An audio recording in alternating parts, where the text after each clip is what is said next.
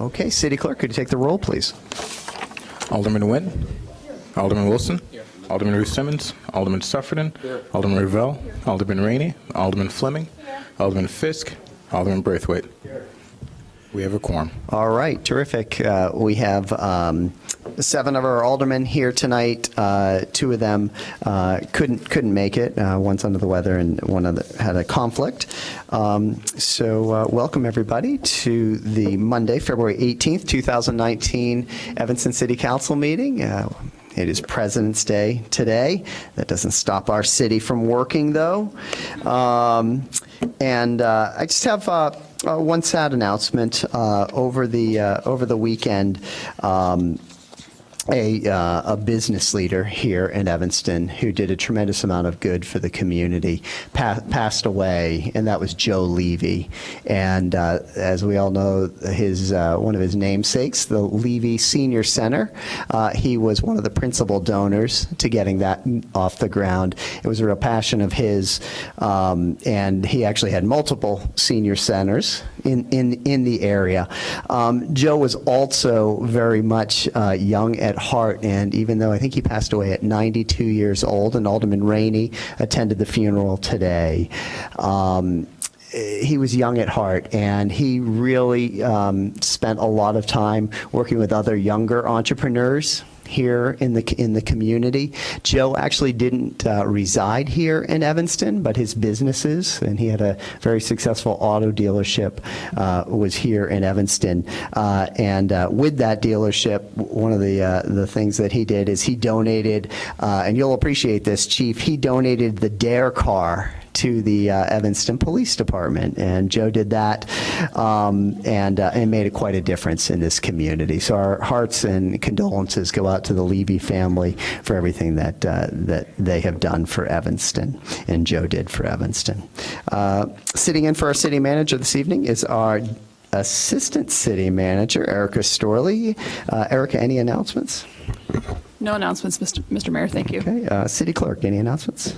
Yes, very quickly, as I've announced, we have upcoming elections for District 202, District 65, Oakton Community College School Board, and for some folks here in Evanston, Ridgeville Park District. Opal is hosting a forum on February 27th, so we'll have this on the website, and as well as February 28th for the Oakton Community College Board candidates from 6 to 8 p.m. on both nights, and you can find more information about those candidate forums. They'll be held at Chute Middle School, but you can find more information on the City Clerk's website, and the City Clerk's office will be holding forums for all of the elected offices on the ballot closer to the election. Thank you. Excellent. All right. We're going to move into public comment tonight. As everybody knows, we have an electronic format, and I always have trouble, Clerk Reed, pulling that up. Can you send me the link? I went to that one that you sent me before. It didn't work.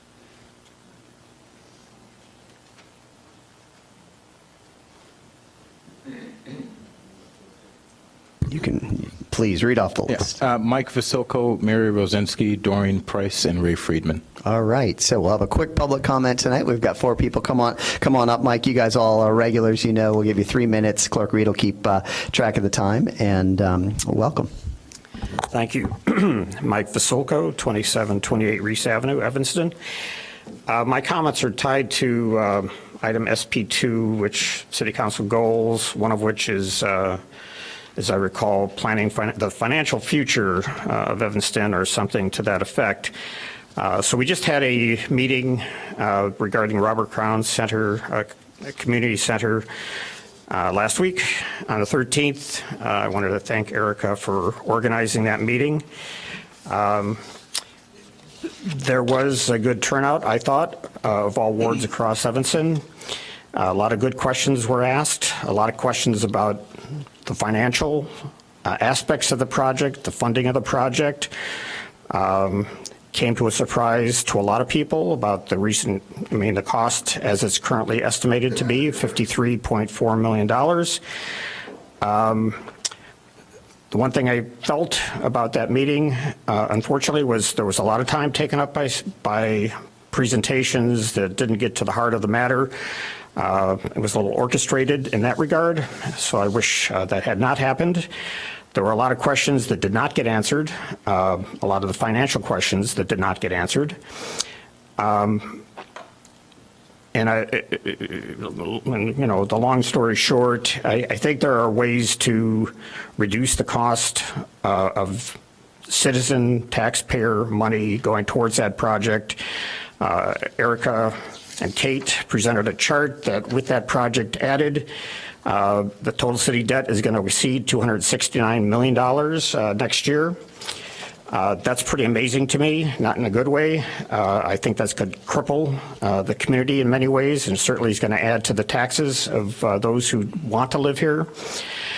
So we're going to be asking the city to find a way to postpone the coming $18 million that is dedicated to the Robert Crown Center and the library part of the Robert Crown Center in the way of the next general obligation bond sale that's coming up, I think, in June. We'd like the city to postpone that. A lot of questions we'd like to get answered, and until the questions are answered, we'd like that bond sale to be postponed. There are many ways to attack that cost and to save money. One offered last year, or I should say in 2017, by Alderman Wilson, was to phase the interior build out of the building.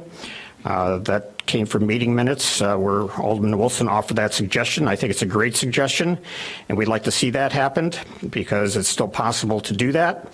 There's a lot of money in contingency, up to $3 million, I think, appears to be untouched. There's only about $250,000 that have been claimed as change orders so far, so I think that contingency money could be removed. And I think most importantly, there needs to be harder negotiations with private entities. That's where I think the focus should be. The city needs a great negotiator.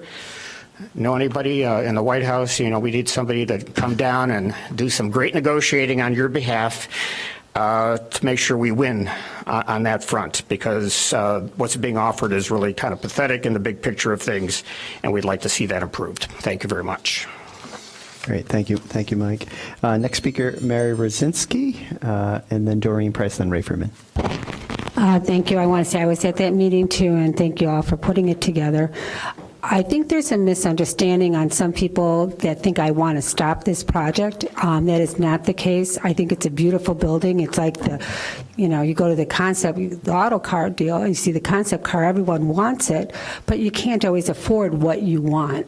And that's what my position has been. It has not been to stop it. I agree with Mike. I think you do what you can afford to do. You have a budget. And this building, I felt somewhat upset at the end of the meeting because there was a sense that if you didn't go to the public meetings, there were 28 of them supposedly, you should have known. But between 2017, the city original was going to be paying 17 million tops, then it got to 19, then it got to 30, and in 2018 it was $43 million in bonds. And I don't think the city council, which tries to be fiscally responsible, was saying to the citizens, guys, this project's getting out of control. By 2025, you're going to have a $3 million deficit, not including the cost to run the place. I think the city should support recreation centers. I think that's our tax dollars go for that, and I'm going $500,000 on that. So that goes to my next point is who are the Friends of Robert Crown? Are they authorized to negotiate on behalf of the city? Is there an MOU for them to negotiate? Someone told me that one of the reasons we pushed forward on breaking ground was because of a donor who wanted that started by a certain time. But if we don't have an MOU, what are we doing? And I'm happy to discuss that with you more. But the detail, if we're going to get out of this, we can build a shell, we can phase it in, we can do our rink and the basketball courts. I want to have a Crown Center also. But the detail of these agreements that are being negotiated is critical, because if you have a 1,000-seat ice rink and you rent it out at a per-hour base, that's one thing, but who might, for example, collect the revenue? Maybe the city should be talking about that. I know I brought that up with Don, but if it's a big game, and you're only renting it out at $485 an hour or $500 an hour, but the person who's doing the game is pulling in $10 to $15 a ticket, I'd rather us collect the revenue. So all the detail of those letters of intent, which have been talked about, negotiated, and are in this friends contribution at some time in the future, really need to be looked at, not committed to until they've been analyzed in the best interest of the city. Because if not, I mean, there's no ice time really around. When you look at the North Shore Arena, you look at Highland Park, you look all around, their ice times are full. Thank you. So I just want to say, look at those LOIs. Don't commit us to something we need to really, really, really do the best by the citizens. And it is a high expense, and I do like the center. So it's on your own website. Thank you. Okay. Next up, we've got Doreen Price and then Ray Friedman. I'm still editing, but I can always send the finished comment. I'm very interested in, for obvious reasons, with the winter proposed ordinance, and specifically SP 11, 12, 13, and 14. There needs to be updates, I think, concerning police powers that would be under the new goals that include equity and climate resilience as part of the goals for the city, and that wording would be exceptionally appropriate in lieu of all the tragedies and things people are going through right now. So it's the best time ever, I think. In terms of trees, the value of trees, even if it's on a parkway, we now see that deep-rooted trees might be even essential with regard to the flooding that occurs, and that we have soil, or in many cases, I'm living in an area that's a floodplain, and any removal is definitely devastating. And what does the city do to replace something like that or imitate what nature does? I'm still asking those questions. So with regard to the city goals, I think that those need to be incorporated, especially the equity in terms of how people are looked at in this whole partnership. And I would like to see police powers as partnership, which I experienced with Commander Collier under the new chief. And that partnership is not necessarily always expressed in terms of what I've encountered on the receiving end of things in the city. So I think that maybe there's a culture thing, and all it needs is that some of the stuff that's learned in one group gets transferred to the other. In terms of, I think there should be ward-specific outreach, not just a newspaper. It could be the Tribune. Who reads that? We need to talk about the poor people. We need to talk about people whose houses are really susceptible to damage because they need money to do upkeep. Those people can be triggered. I was talking to Ike. They know those people in terms of zoning what do you call it, rules or whatever, the codes that are being violated early on, not late on when the house is already beyond the ability to be safely lived in. In terms of the climate resilience, let's see, so the goals, so the SP 13, 11, 12, the pages that are relevant for people to read at home, 276, 277, 278, you'll see the topics are related. 281, 282, 283, 285, and definitely with regard to trees and shrubs, the language that's there is also used in residentials. It should be more with regard to partnerships of people who can't afford to do things in the city has a chance to help. Thank you. Thank you, Doreen. Ray, you're the last speaker tonight. Mayor? Yes, sir. I didn't know that, I'm sorry to Oh. interrupt. I didn't know that there was I'm going to put you up after. I'll put you up after Ray. Just when you come on up, just make sure to give your name. Thank you. Welcome, Ray. Thank you. Good evening, Mayor Haggerty, City Council, City Manager Pro Temp, and City Clerk. Two aldermen I wanted to address aren't here, Alderman Rainey, Alderman Simmons.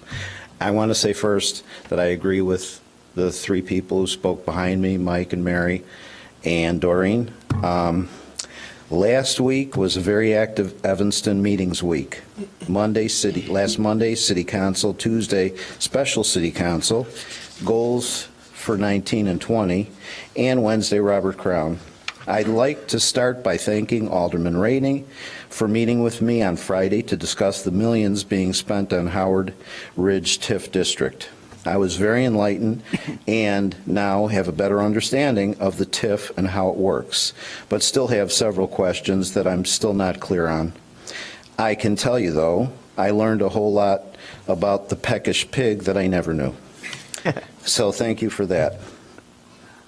And we only had an hour and a half to talk.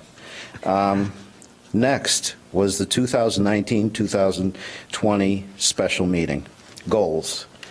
I learned that the 6 goal sections, narrowed down to 4, were not specific enough to define a specific success or failure, as brought up by a couple of aldermen. I think Alderman Fleming and Alderman Simmons. So I was wondering when I guess the alderman might be able to narrow down the specific goals so that they can be measured, as for success or failure. Okay. As a side note, I gave my comments to Alderman Simmons, who then sent me a response. After reading her comments, I was surprised to see a box which looked like a video. After clicking on, I was amazed to see a video recap of 2018 through the eyes of Alderman Simmons. Some events I attended and thought the presentation was awesome. Thank you for that. Last for now is Robert Crown. It was a good presentation. I guess there were about 15 to 20 people who got up and spoke. I do not think that anyone objected to the idea of rebuilding Robert Crown. The objection was, and still is, the cost of the project. We still need to know how you will be able to balance the budget and not increase the property taxes. When can we get the answer to this question? Again, thank you, and look forward to increased dialogue so that we can have our questions and concerns addressed. Thank you. Great. Thanks, Ray.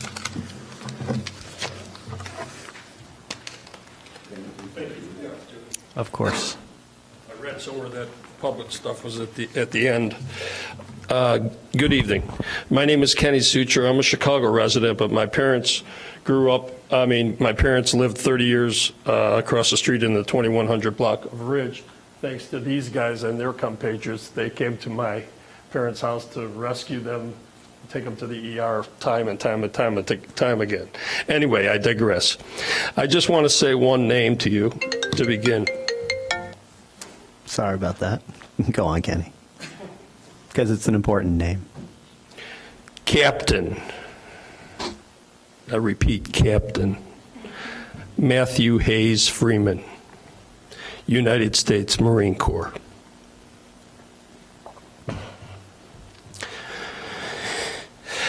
Killed in action, 2009, Afghanistan, aged 29. Captain Matthew Hayes Freeman. I'm sorry, I didn't expect that. Matthew's father is Mark Hayes, a 30-year resident of Evanston. When Matthew was killed, Mark wrote to the then Mayor Tisdall, I may be mispronouncing it, asking for Matthew's name to be added to the former Evanston War Memorial. The request was denied due to the VFW's criteria. We're not sure why the VFW is in charge, because it's only one organization representing veterans. The VFW stated that Matthew's home of record, where a soldier lives when he or she enlists, is is the reason a soldier can be added to the memorial. Matthew's home of record was Georgia, where Matthew's mother lives, having been divorced from Mark at a very young age. It should be noted that during Matthew's 29 years on earth, Matthew's second home was Evanston, spending vacations and time whenever possible with his stepbrother Harrison, his father, and Mark's wife Paula. An article about your city's denial appeared in the Tribune. Mike Roche, a decorated Vietnam veteran, an Evanston resident, and former teacher as a second career, read the article and contacted me because my name had been in the article several times. He made an appointment for us to meet with Mayor Haggerty, which occurred on August 8th, 2018. The mayor seemed very excited to help us. He said he would need to contact the VFW. Mike, as I said, decorated veteran, explained to the mayor that the VFW is only one of many organizations representing veterans, and that perhaps it should be the city's decision, not one small group of vets. The mayor seemed to agree.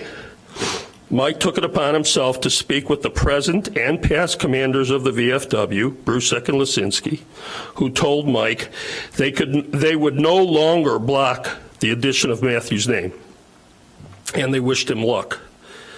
Then, surprisingly, the mayor added a new stipulation, that Matthew's mother would have to agree as well. So I wrote to her. On Thanksgiving evening, a special family day, I received an email from her stating that it would be an honor for her son's name to be included on the memorial. She informed me that Matthew has family in Lake Forest and would appreciate a place to remember him. I was elated and felt that our mission was accomplished. I copied the email and sent it to the mayor. Thanksgiving. I've written several times and I've not heard one word. Hardly a day goes by that I don't think about Mark and his pain and how he has to travel to Annapolis to visit his son, who made the ultimate sacrifice. I encourage you to give Mark and his family a place where they could pay their respects whenever they choose. As an aside, I'd like to also say that he met with Alderman Sufferton. He lives in that district. I'm not sure of the connections. Is he your father, brother? The county commissioner, your dad, who's also a strong supporter of veterans' rights. And both Alderman Sufferton and his father were very positive in saying that his name should be added, as well as Congresswoman Schakowsky. Thanks for the time. Sorry about the emotion. Thank you, Kenny, for coming in. And it is a really emotional topic, and I know it's one that we want to make sure that I think a lot of people are supportive of this young man being there. There's a question about other people that have come before with similar circumstances that aren't on the wall. So we're still trying to work through a bunch of details and stuff like that. So I'll bring that back at a certain point, but just so you're all aware. Okay, we're going to go now to special orders of business. Tonight is basically a special order of business city council meeting with lots of items. So what I'll do is I'll go through and I'll just sort of announce these, I guess, and if we get a second, we'll go for them. So the first one is SP1 City Council minutes from February 4th, 2019 and February 11th, 2019. This is for action. Is there someone that would move that? Okay. Any comments? Okay. Seeing none, all in favor? Aye. Any opposed? Okay. SP1 passes 7-0. Going to SP2 is the 2019-2020 City Council goals. This came up, one of the speakers, Mr. Freeman, mentioned putting some more meat around the bones, which I think was agreed upon. And so this is for action to set dates when we can have a special meeting and discuss that. This was related to the 3 out of the 4 goals that we wanted to put more meat around. And this is for action. Do I have anyone to move this? Second. Okay, We need to pick the dates. we though, need to so- pick the dates, exactly. So I would propose March 2 and March 18, which are a Saturday and a Monday. other thoughts? And part of my rationale for that was March 2nd and March 18th. Part of my rationale was if we go the 16th and the 18th, if we want to do work in between, there's not really any time to do any work between. So I thought that would give us a little bit of operating cushion. I like that. But I know on the 16th I can't. It's the Mayor's Summer Youth Employment Jobs Okay. Fair kicks off that Saturday morning. That would So be that a would great just be a day, problem yeah. for a couple of us that go to that. I said 2nd and 18th. So that Those are Yeah, those are two. The 2nd's a Saturday, the 18th's a Monday. Yeah. Does that work? Okay. All right. So am I the only one that's out on the 2nd? Yeah. I remember that Alderman Rainey, I think, is out on the 2nd, but don't quote me, but I thought that was a date she gave. But obviously she's not here, so. I mean, if majority is there, then I'll just make it up on the 18th. All right, let's move some motion those 2 dates then. So I moved March 2nd and March 18th. Okay, all in favor? Aye. Any opposed? Okay, so those will be the dates, March 2nd and then March 18th, where we'll talk in more depth about the 3 of the 4 goals. Okay. Can I ask a question? What did I don't remember us saying we were only talking about 3 of the 4. Because my understanding, I wasn't at the meeting, my understanding is that the council felt that the objectives for affordable housing were We're being pretty covered in the. pretty detailed. We already Yeah, have okay, all right, I got It's it. on the calendar. So. Okay, so with that, we're going to now move on to SP3. SP3 is the Evanston Fire Department's 2018 annual report, and staff will present this to the council. This is for discussion, so welcome, Chief Scott.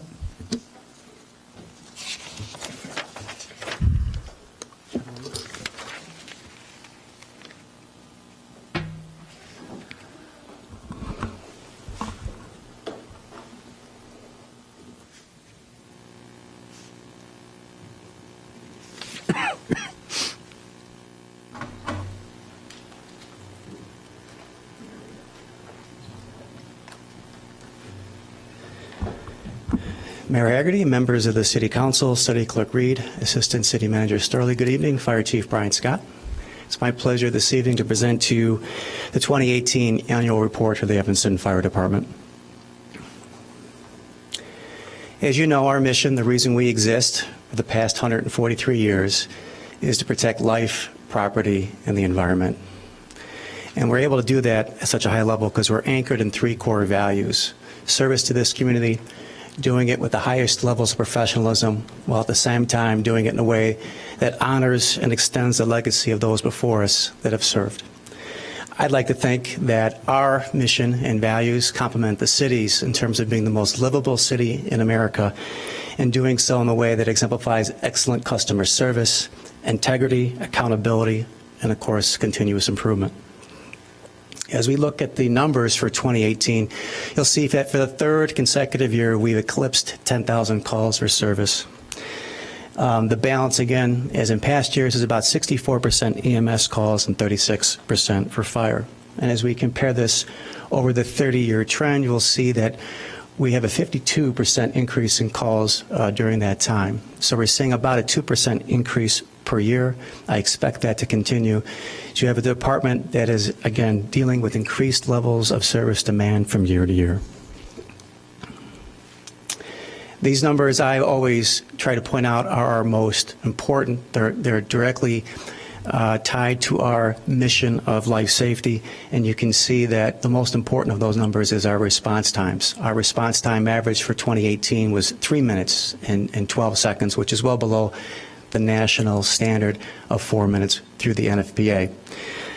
This, of course, has implications for us in two critical ways. When we talk about fire, and I've mentioned this before during our budget deliberations, the importance of keeping fires contained to the room of origin, to minimizing property damage. That, of course, saves lives for the civilians that we're sworn to serve, as well as protect our firefighters. It's one of the biggest reasons you'll see that we saved over $99 million worth of property over last year in mitigating 74 fires.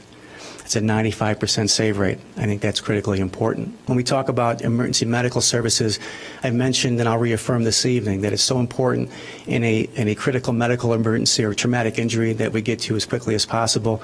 And one of the most important research components I can offer in support of that is cardiac arrest. So if we're able to provide to your home within 4 minutes properly trained firefighter paramedics, we can increase your survivability of a cardiac arrest 8-fold from 4% to 34%.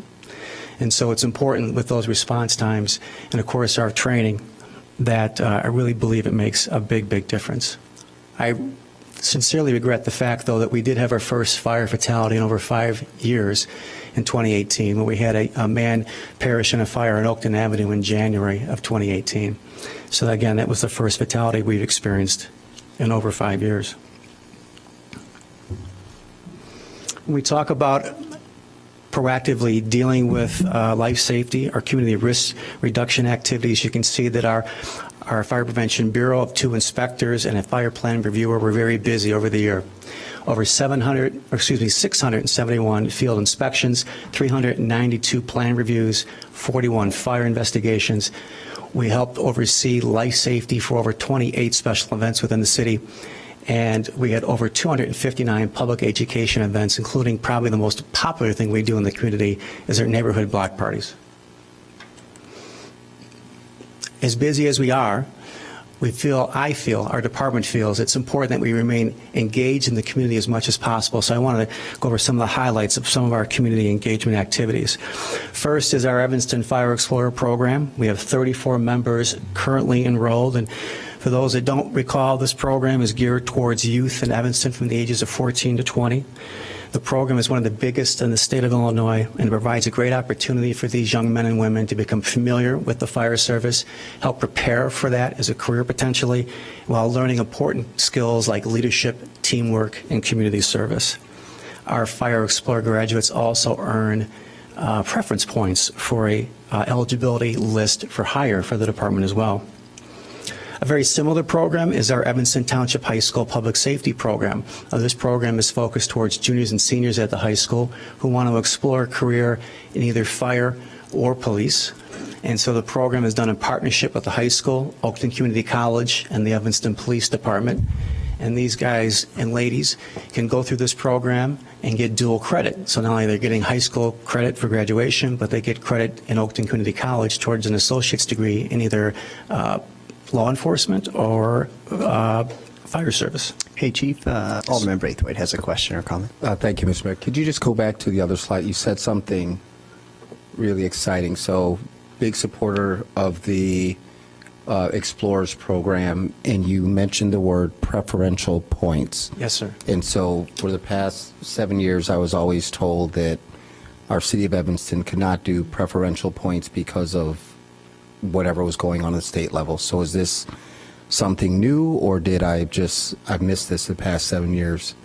It's not something new, but it's something that I'm looking to augment. So first, let me clarify that any graduate of our Fire Explorer program gets 5 preference points towards that final eligibility list. Okay.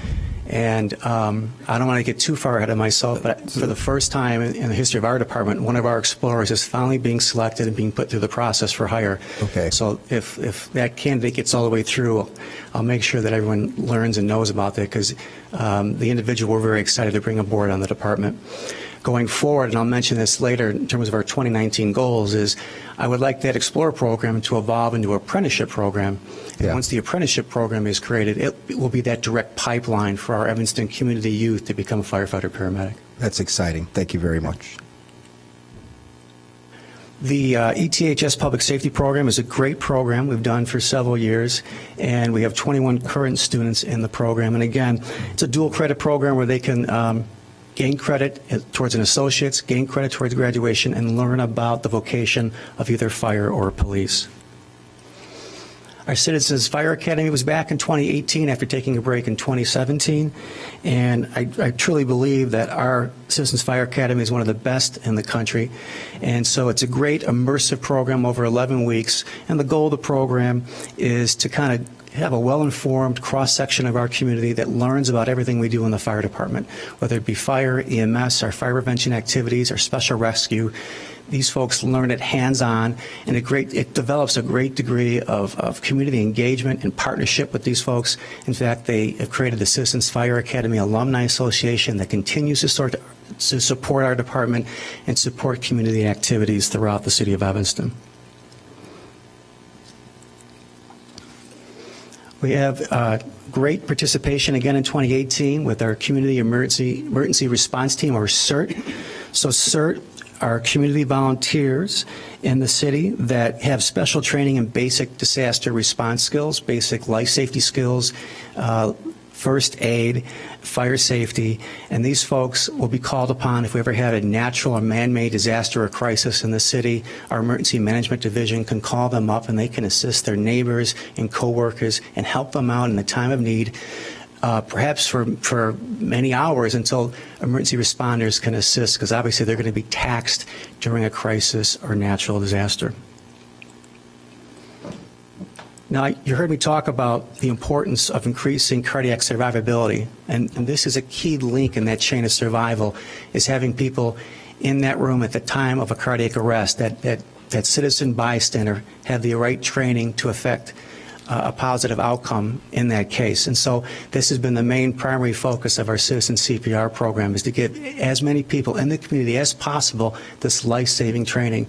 And so we trained another 400 people in CPR in 2018, brings the number up to almost 2,000 since the inception of the program in 2012, and we hope to continue that in the years to come.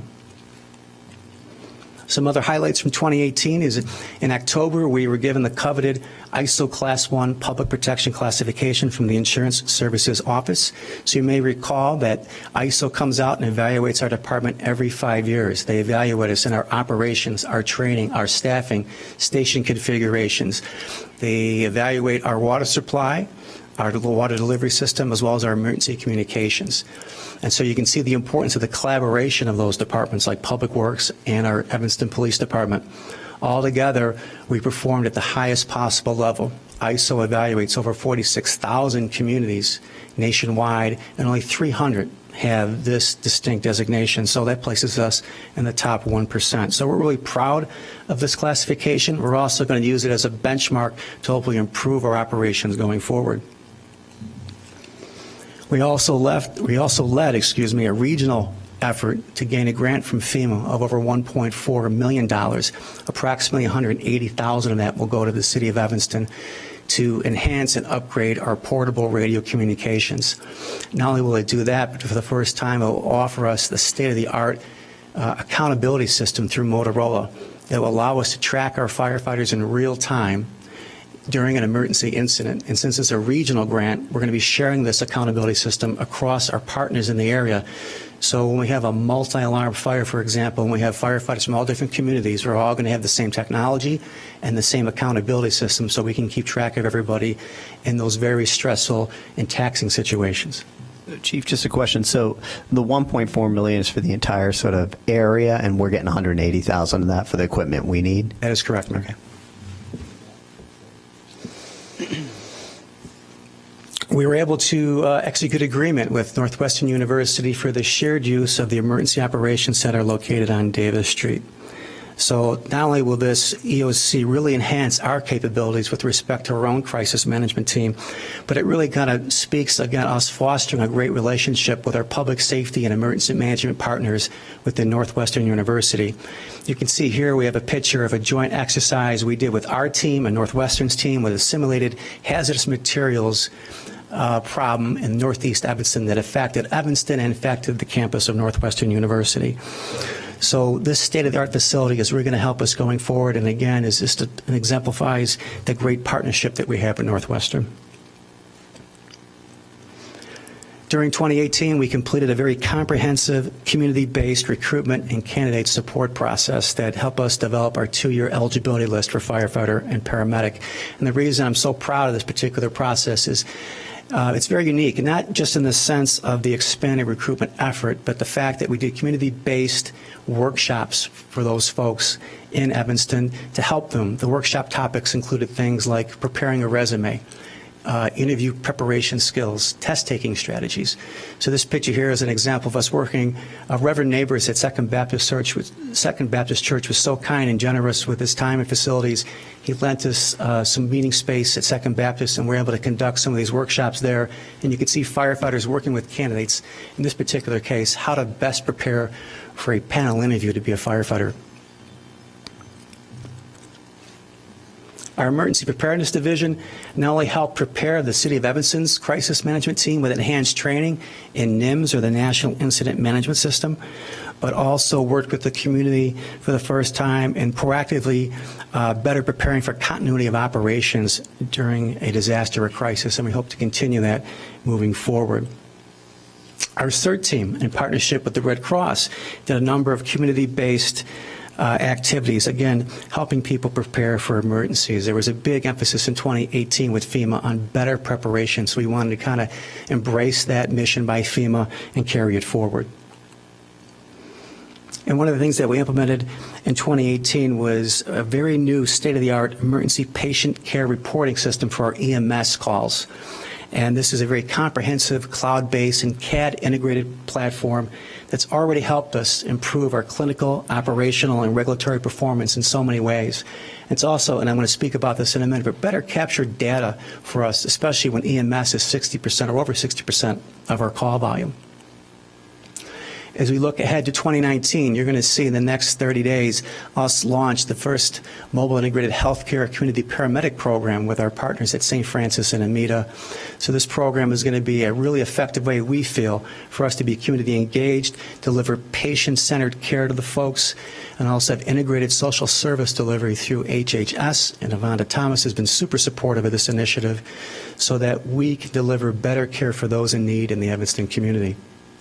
We're also going to be looking to upgrade a new, what we call a pre-incident planning software or pre-plan software platform. So this will allow us to have enhanced mapping and tactical information for our firefighters. So imagine an alarm comes in for a particular building, and the firefighters en route to that call will have the ability to see it where it is on a map, see pictures of all 4 sides of that building, and have critical tactical information about hazards within that building before they even get off the rig. So this is an initiative for us to help increase the safety and effectiveness of our firefighters. We're going to be working in 2018 with the city's data governance team, and I want to do a much better job of capturing data, especially as it relates to our community risk reduction activities. So I'm hoping that we better integrate that data, better capture that data so I can better analyze it, and then target our limited resources to where it's needed most, as well as increase the transparency of that data for the public. So I'd like to put out in 2019, a dashboard of information that people can look relative to the fire department to find out what we're doing in terms of important metrics like response times, call volume, and even look at certain areas of, for instance, heat mapping for certain types of issues or concerns we may have relative to the department. And lastly, we want to work with community stakeholders and continue to work with city staff, and we've already had some great deliberations with Oakton Community College, as I mentioned to Alderman Braithwaite, in launching our first 3-year firefighter apprenticeship program that we want to base it with Evanston Township graduates and graduates of our Fire Explorer program. So that's something that we're very excited about. And so this concludes my 2018 annual report. I'd be happy to answer any questions that you may have. Well, thanks, Chief. I guess I just want to talk about one item because I want to get your thoughts. So this is great. I mean, you guys have made, had a great year, I think, in 2018, and getting that ISO certification at the level 1 is really terrific and says a lot about the department and all the work that you're all doing. I'm concerned about the statement that you made at the beginning when you showed, and maybe you can go back to that slide, the number of calls that you get. Because in my mind, if I remember sort of all the data, we get about 10,000 calls to 911. Of those 10,000 calls, only about 90 or so are actually fires. Of the, and you correct me after when I finish, of the 90 that are fires, about a dozen of them are major fires. And you made a statement that you anticipate that the number of calls will continue to increase at 2% annually.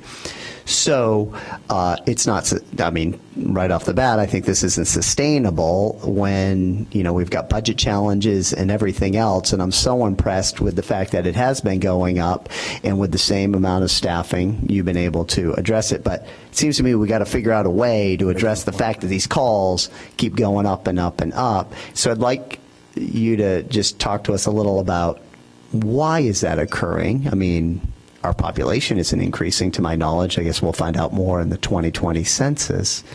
So why are the calls increasing, and what can we be doing? And I know you've got the partnership with St. Francis as one thing.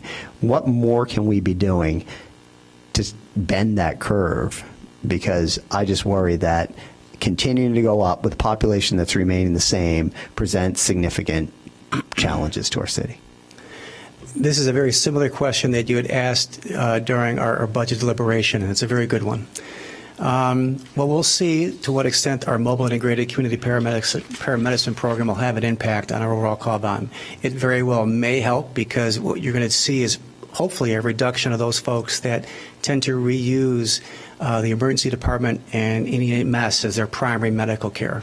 So we're looking to kind of proactively deal with those folks and limit the use of emergency medical care when we can deal with some of their medical issues and less or not emergent chronic medical conditions in a more proactive way.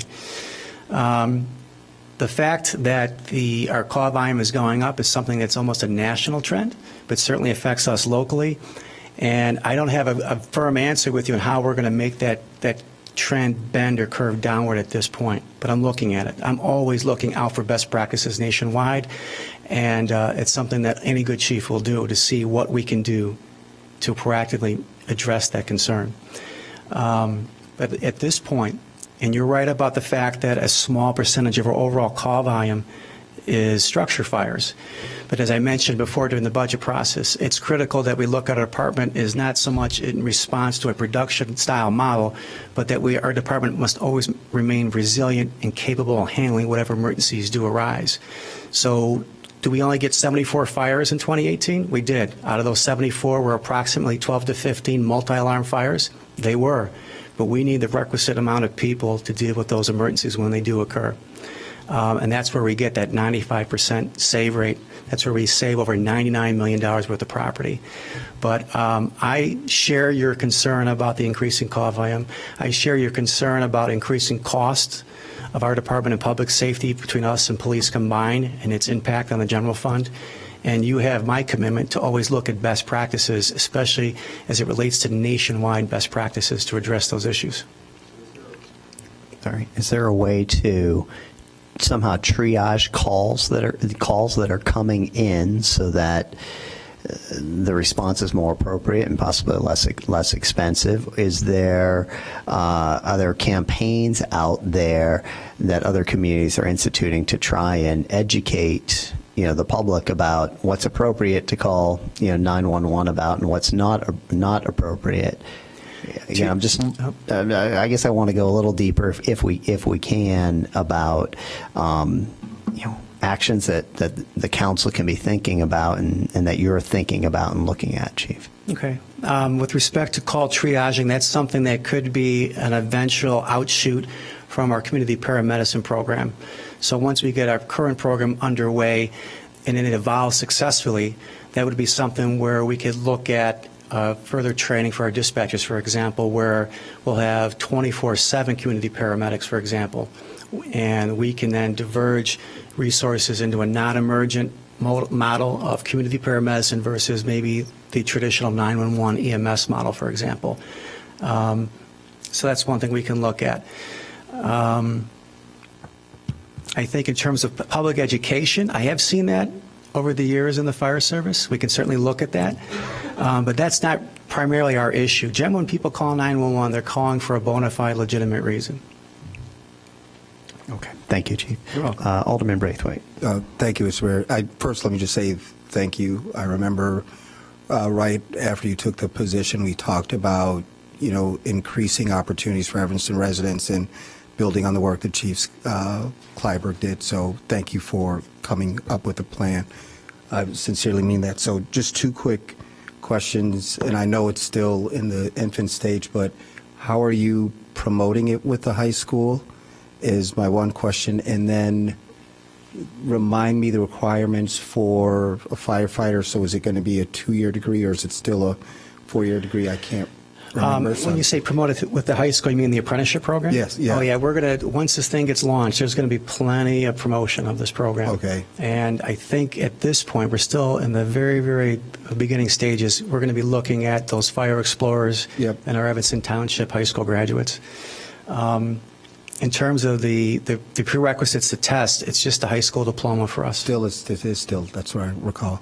Okay. And so the fact that they can then take the classes at Oakton is a bonus because this helps to prepare them for Correct. the test that. So ideally, what my discussions of Oakton have been is that by the time they're through that 3-year program, they're going to have an associate's degree in fire science. They're going to Right. be through the fire academy. They're going to be an EMT basic, Great, and then they'll be ready to progress right into our department at that point. right. So they'll be employable just with the background, which answers my second question, which is the opportunities on the back end, just given the current age of our fire department and there are only 34 members. Could you even begin to predict how many opportunities in the next 4 or 5 years? Oh, from that program? Yeah. It would be limited at this point. But Yeah. We're going to start somewhere, and hopefully it will expand, and hopefully the funding will expand or the opportunities will expand as well. But even if we can get it going with 1 or 2 individuals, Sure. we'll be able to break some pretty significant ground Yeah. towards that. Thank you for your commitment. Sure. Thank you, Alderman. Alderman Fleming. Yeah, thank you. So to echo Alderman Braithwaite, I'm super excited about the advocacy program. I know you all are super excited about hiring James. For those who don't know, I'm a big fan of Chief Scott's, but he's worked a lot even on the state level and the state unions to change the list of which the state union has and how you can hire someone. And he fought really hard to be able to go a little deeper into the pool to diversify the staff at the fire department. So I applaud you for that personal mission. I do have a question following up to what the mayor asked. Can you go to the slide before this one?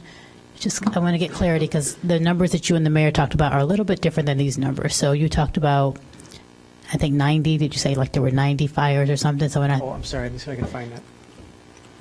No, you were at the right one. Yeah, that one. Okay. The amount of fires, No. that one. No, the other one. Okay. Sorry, that one. Okay. So you said there's 10,000 emergency calls. So are those fire calls or is that a combination of fire and police calls? So the 10,000 number is a combination, it's everything, every emergency call. Okay. And we have more calls for service that might be what we refer to as a detail or it's non-emergency.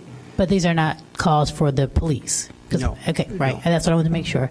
And then you're saying that, so this number says 3,595, but then you just gave a number, the mayor said 90. So I'm trying So to for figure out. example, if there's an activated fire alarm and we respond and it's false alarm, that would be considered a fire response, but it was not a bona fide structure fire. Oh, okay, great, okay. So in 2018, we mitigated 74 fires in 2018. It would be a subset of that 3,595. Got it, okay. And so in terms of that second part of the mayor's question, how can we, I forgot what you said, but how can we kind of make these calls a little more cost effective? I know at one point, and I'm not a fire person, but at one point I was trying to look around, I think during the budget time, and there were a couple things where, if you go out, I know now we go out and there's all these different apparatuses that we send out to assess, and I'm not sure what has what equipment on it still, but I imagine you're looking into maybe there's a way that we can take out one truck and then that, like an SUV, and not taking out, 2 long trucks on a call. I know they're not all called trucks, they're engines and Right. so on and so forth, but I know that's very much appreciated and needed. You have to kind of get there and assess and see what you need.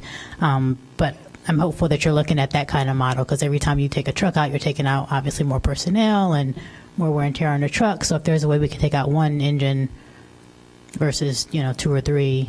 I'm hopeful that you'll get us there, because those might be small decreases, but that's a way that we can, I'm assuming, try to save a little money there without having to affect our staff. And then my other question, I think had to do again with the mayor, this conversation about public education for when we call 911. So, that's very interesting. And as we look at, and it's probably maybe more for Chief Cook, but as we look at the news and people who call 911 on things of which are not emergencies, I imagine you probably get a lot of 911 calls. I know I'm always asking you about the homeless population, but for people who, unfortunately are using you all as their medical provider, or waiting to kind of the last minute in a situation and when they then need to call you all. So I think part of that maybe is a bigger conversation in the community with our social service agencies and making sure if there's support that's offered for whatever ailment, that people are aware of that support so that they can hopefully access that support before they're at the point of needing to call 911. I imagine you get a lot of call for elderly who maybe don't have even a medical emergency, but don't have anyone else to, or don't know if they have anyone else to reach out to. So maybe as we think about community education, I think in my mind, that's a bigger conversation that we can have some of our nonprofits kind of help with. So we make sure people just are aware of the services that are around in our city. But I would love to work on that, Mayor, if you have some thoughts, because I'm more concerned about when people call the police and it's not a police issue. When we've kind of moved away from talking to our neighbors and offering our own neighborly help, and we've gone right to calling 911, which could, maybe not end well sometimes, thankfully not here in our city. But so I just wanted to add that to support you. Great.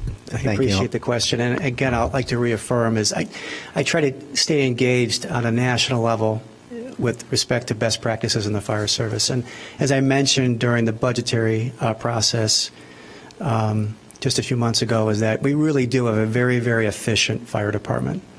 And I want you guys to feel confident and comfortable in that fact. Our department is incredibly efficient with our resources and how we mitigate over 10,000 calls a year. A great example of that is many chiefs from this area are amazed that we're able to handle the EMS volume we have with only 2 frontline ambulances. But the way we're able to do that is we maximize the efficiency of our fire apparatus.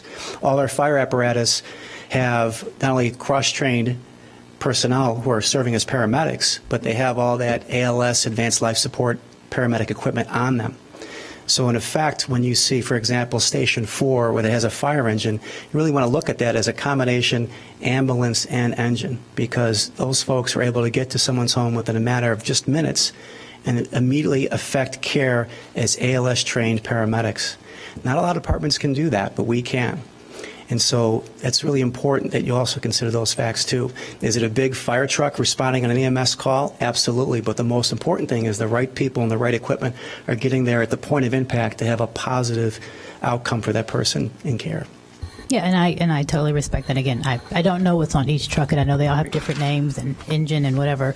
And I think my goal is to make sure if we're going to see an increase in these calls and we don't see an increase in our bottom line to pay more staff necessarily, I do want to make sure that, it's efficient, but it's also not too taxing on our labor. Absolutely.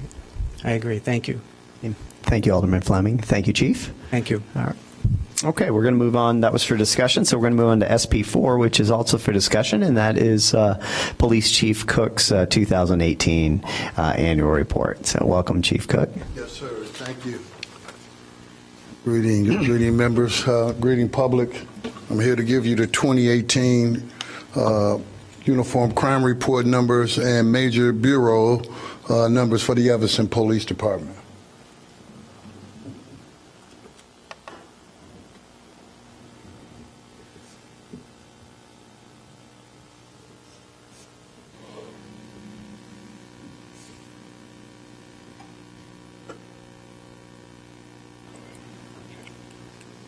Okay, we're going to start out with the organizational chart.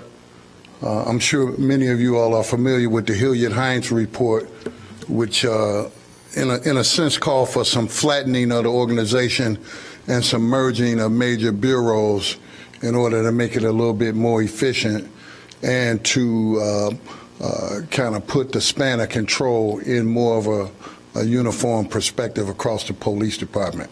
And what I mean by that is how many personnel can a supervisor effectively manage? That's what they talk about when they look at span of control.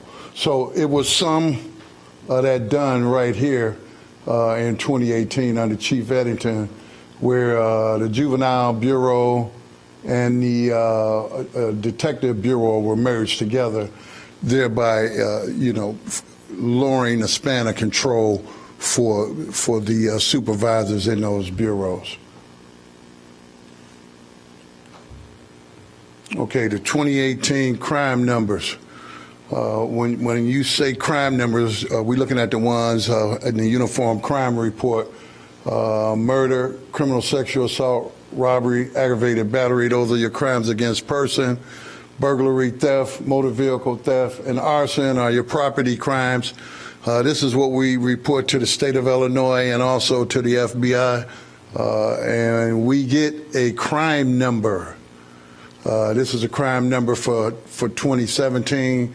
We had 1,899 incidents across the board between Part 1 and Part 2 crimes. So you see a decrease in 2018. The crime number drops to 1,848.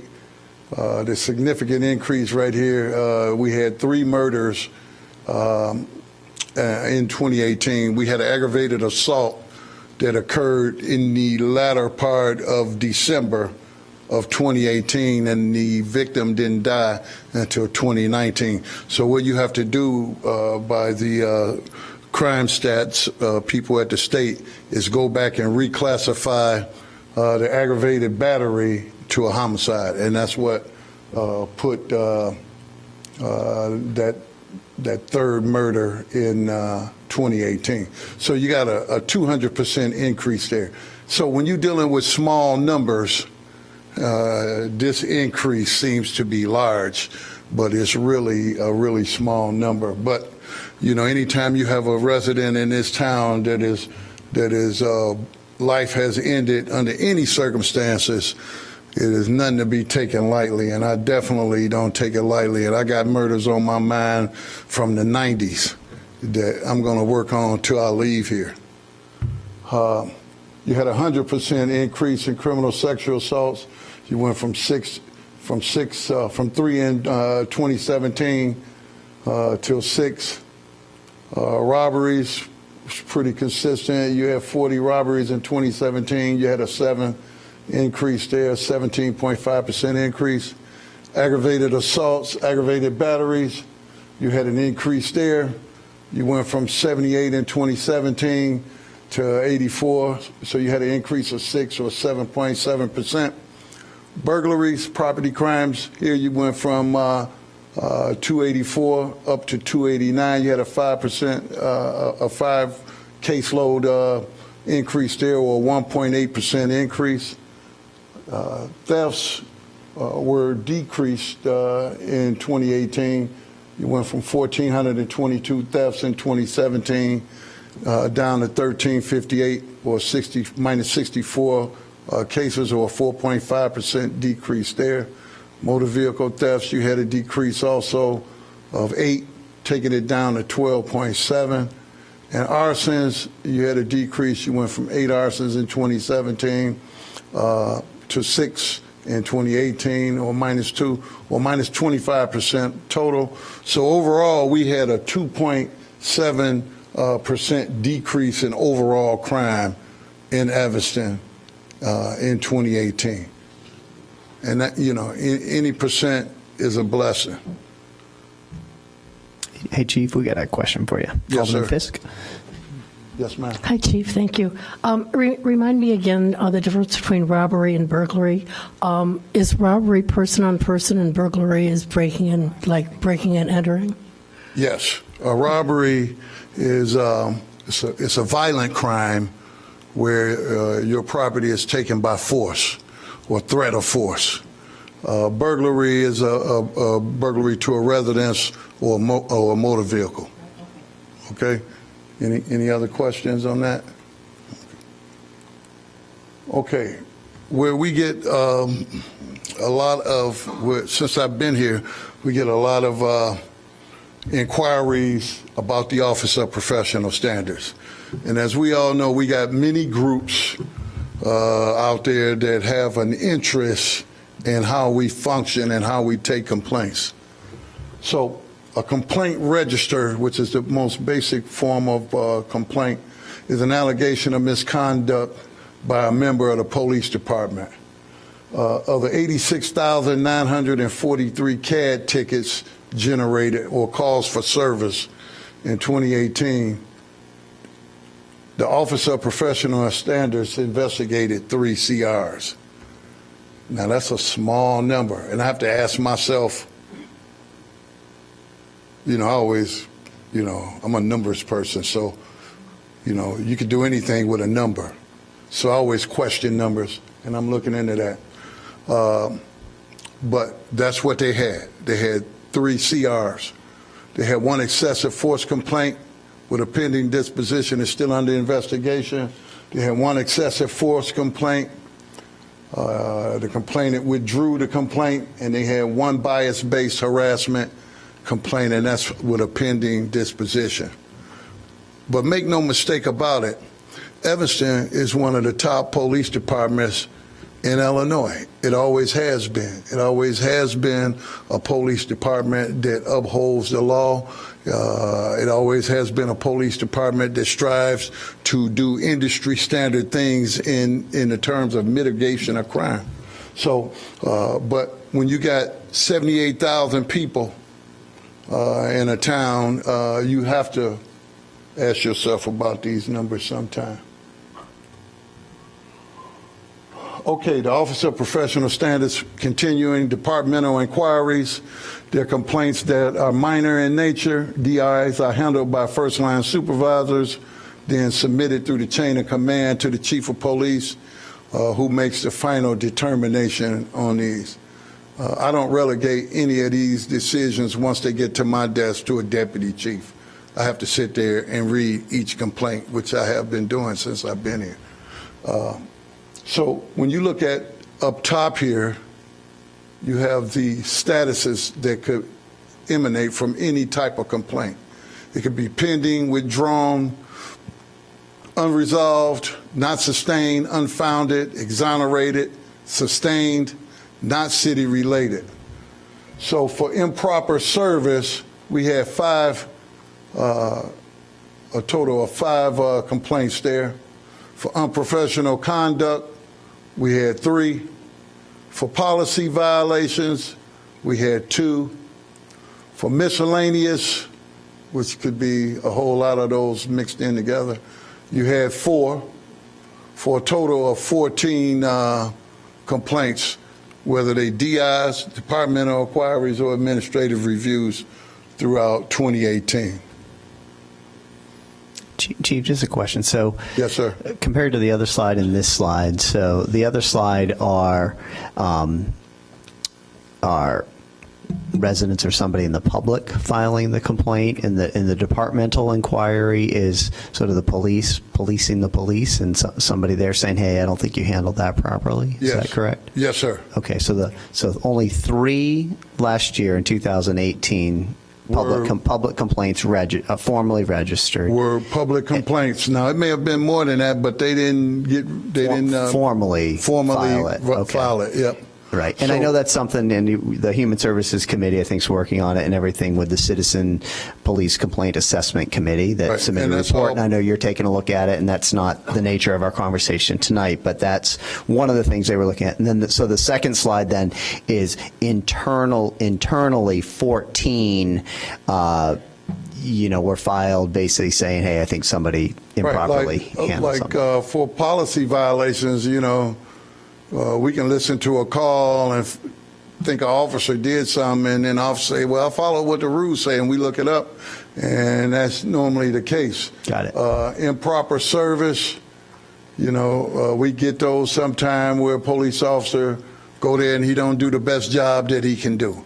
Got it. So we'll take a complaint on that internally and try to straighten that out Okay. so it don't happen again. Okay. We got another question for you, Alderman Fleming. Yeah, I just want to clarify because I think this is different than what I understood. So departmental inquiry can also be a citizen who comes in to file a complaint, right? And after OPS looks at it, they can say, well, this is a departmental inquiry. This is not a CRS. A or whatever. CR, right. Right. So to lot of clarify times- for the mayor, yeah. so that those do come, all the ones that I've seen have been citizens make a complaint. There is an assessment made at OPS, whether it's a DI or whether it's the other category. These, I haven't seen one, and maybe they would never come to. Yeah, a lot of them are where a citizen may not want to file a complaint. So just because they don't want to file a complaint doesn't mean that we're not going to take one. We'll say take a DI out or AR on it and see what happened in that situation. Now that's an easy thing to do because we have video. We can look at the video and see if the police officer made some mistakes. If so, then we'll move forward with an investigation. Okay, but to clarify, if an officer made a complaint on another officer, would that be? I know you're saying that's a DI, but would that then come to what is the committee, Alex? Human Services? CPAC. The CPAC, or would that not come to CPAC? I just never seen those, so I don't know the trajectory of those kind of complaints. Is that Well, just something I'm else? not sure if it would come to CPAC Okay. or not. I know you all would have Human Services Okay. could have a look at it, but I'm not sure about CPAC. That's would be new information to me. Okay, I'm just asking because I've never seen a DI come from an officer complaining on another officer, so that was. Well, it happens. No, I know it does. Yeah. I just never have seen them, so I didn't Okay. know how that worked. Yep. Thank you, Any Chief. other questions? Continue. Okay, when you look at administrative review, there are rule violations made by an employee against the police or any of its members. So this is another way we get to take a look in. In 2015, we had 50. 2016 was a year where we saw a spike in that. We had 105. 2017 was a spike also. Now we had in 2018 41 administrative reviews.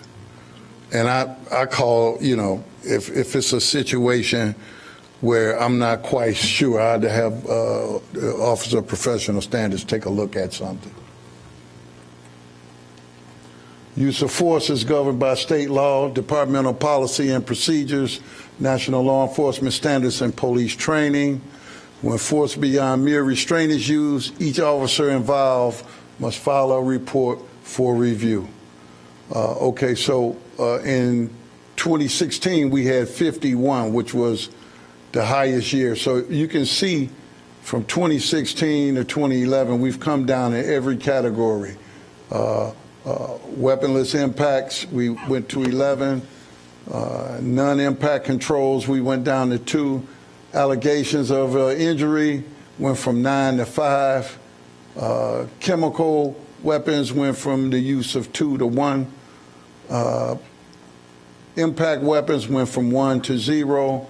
Deadly force, we had 1 in 2016. We didn't have any in 2018. And then we went from taser deployments from 12 to 11 for a total of 27. So that's pretty standard numbers for a department this size. The deadly force is my thing.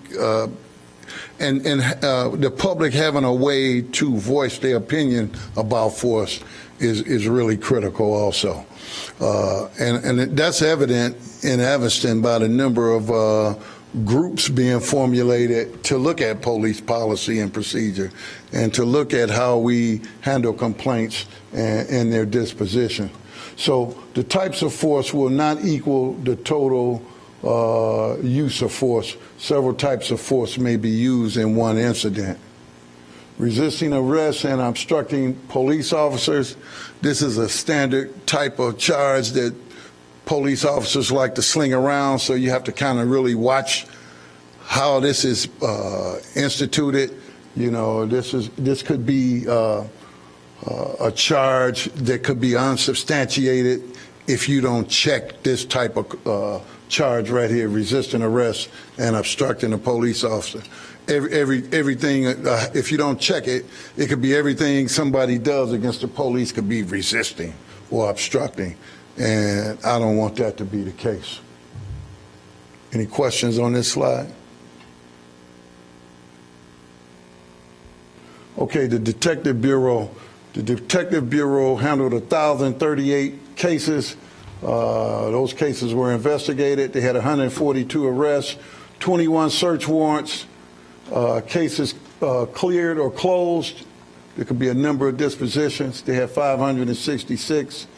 They had 48 cases cleared as unfounded, 132 cases cleared, no prosecution, 141 missing person cancellations, and 3 homicides. Mr. Yaquez Seamark, Tumal Major, and Mr. Larry Cox. Sex offender registration, we have 444 sex offender registrations, and that includes the weekly homeless registration. If they don't have a residence, then they have to come into the police department once a week and register.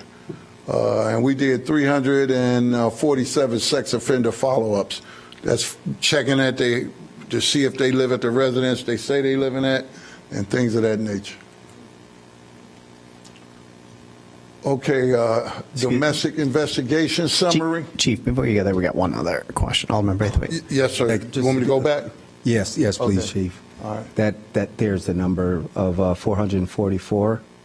Yes, sir. So I've seen like different maps that you can go to just to see if you have a registered sex offender nearby.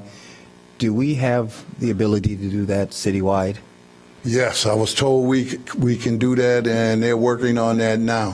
When I came here, they still crime mapping, Right. violent crimes, property crimes, and so forth manually. Right. That's putting a plot on a map like in the 60s. Right.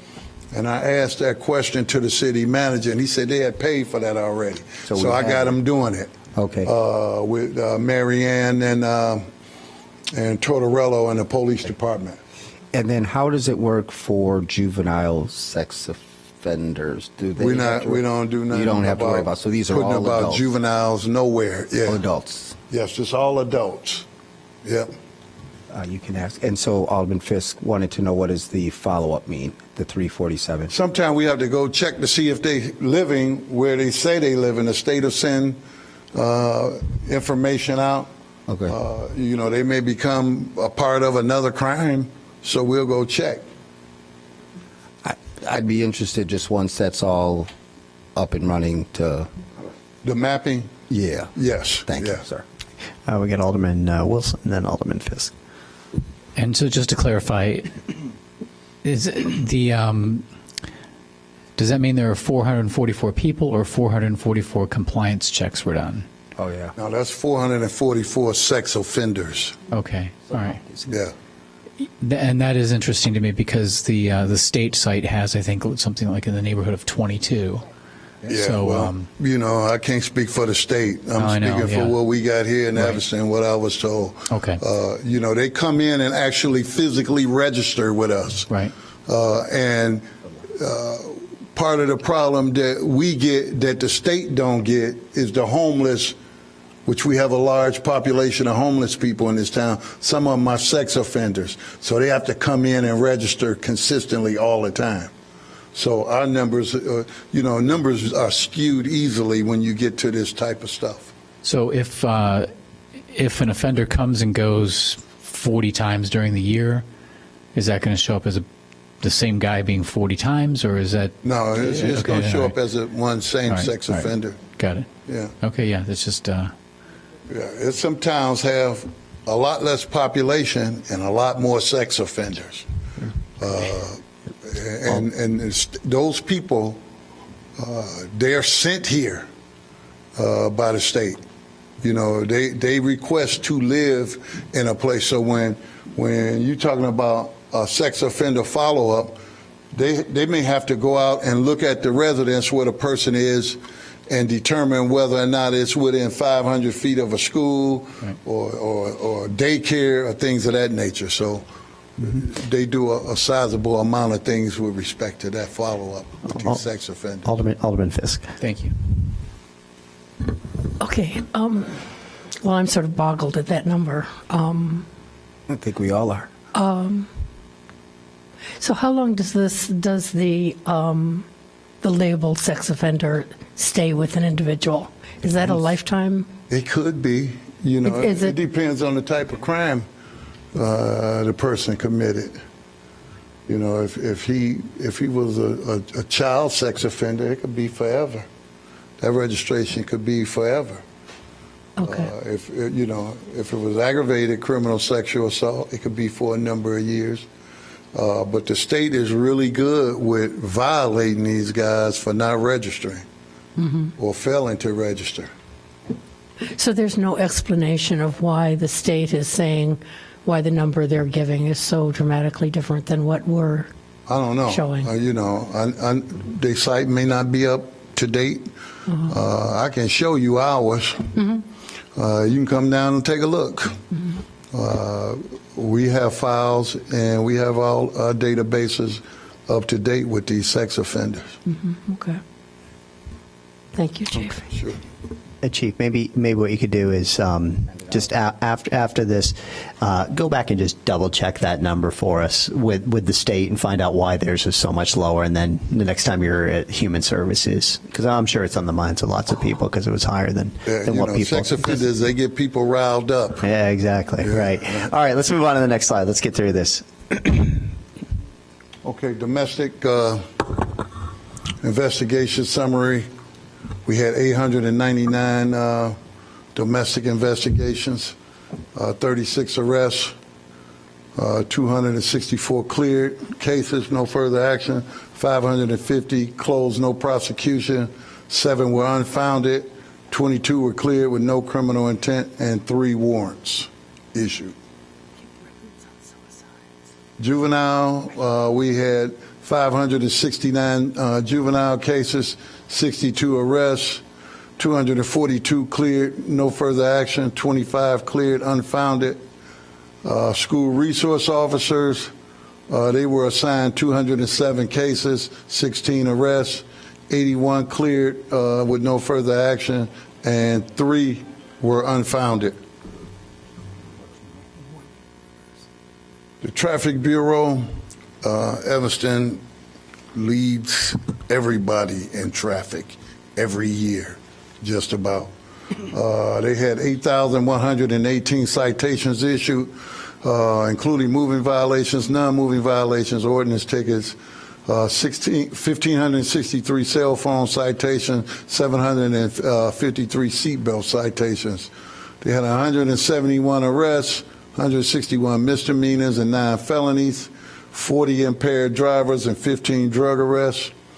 They had 446 crash reports written, 458 hit and run follow-ups, 9 campaigns, and what that is the seatbelt awareness, speed awareness. They had 7 IDOT grant enforcements and 1 distracted driver campaign.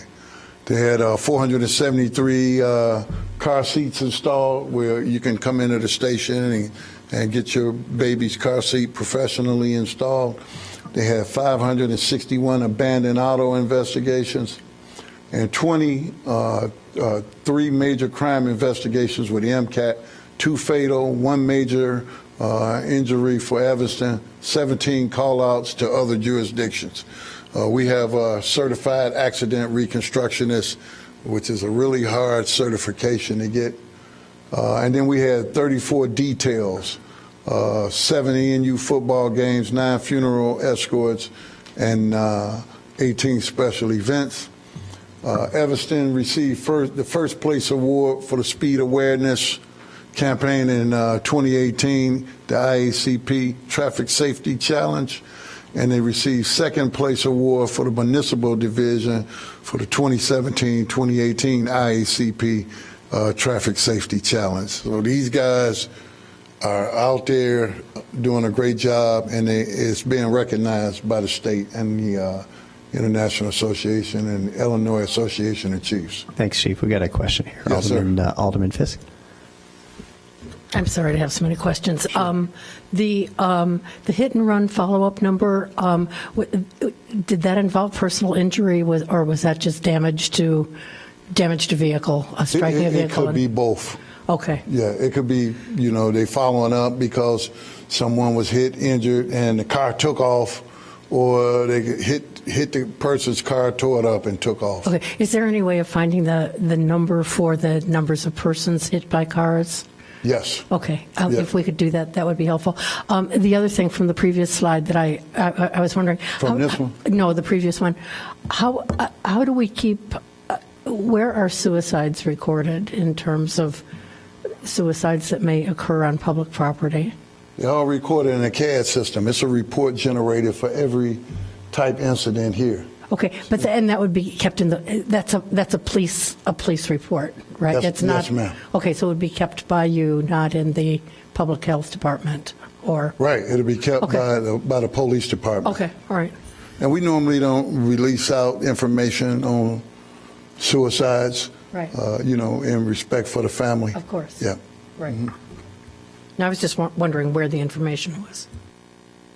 Okay, the neighborhood enforcement team, this is NET. These are the drug and gang guys within the Evanston Police Department. They had 62 arrests, 7 misdemeanors, 45 felonies, and 10 warrants, 37 known gang members, and 44 drug-related arrests. They had 6 search warrants executed, 19 narcotics tips investigated. You can call in a tip. They had 12 firearms seized, 255 grams of cocaine seized, 4,847 grams of cannabis seized, 188 grams of heroin, 59 grams of meth, 973 doses of MDMA, and 16 tablets of LSD. See, all of them is pretty much these. Hold on, let me go back here. These 3 here is pretty much speed style drugs. They have 413 tablets seized, hydrocodone, alprazolam, and methadone. So they get a variation of drugs that they seize. The TAC team, they did 73 arrests, 28 misdemeanors, 23 felonies, and 22 warrants, 4 search warrants executed, 15 firearms seized, and 47 surveillance operations. The intelligence officer and crime analysis summary generated 98 tips that were investigated, 115 bulletins issued, 149 special projects, and 80 research and review hours. So we have people combing the internet, looking for all types of crimes, sex offenders, gang-related incidents, and so forth. And then that's reported out to the agency most appropriate to investigate it. The firearms data, we had 92 incidents involving firearms, 90 handguns, and 2 other firearms. We had 5 deaths, 2 murders, and 2 suicides with handguns. We had 10 injuries with handguns. We had 48 handguns confiscated or turned in. 37 were confiscated, 21 were turned in. 11 other firearms confiscated or turned in. 8 stolen handguns reported, and 35 firearm arrests.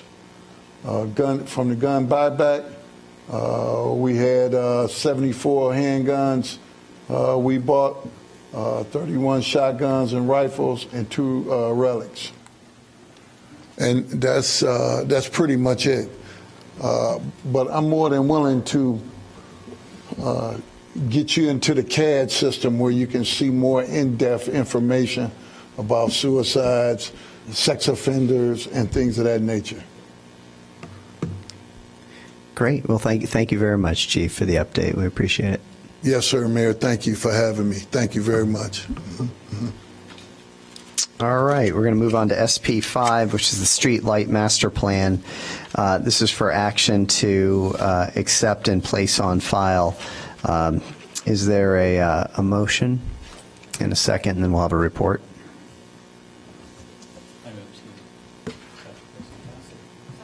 Okay. Ms.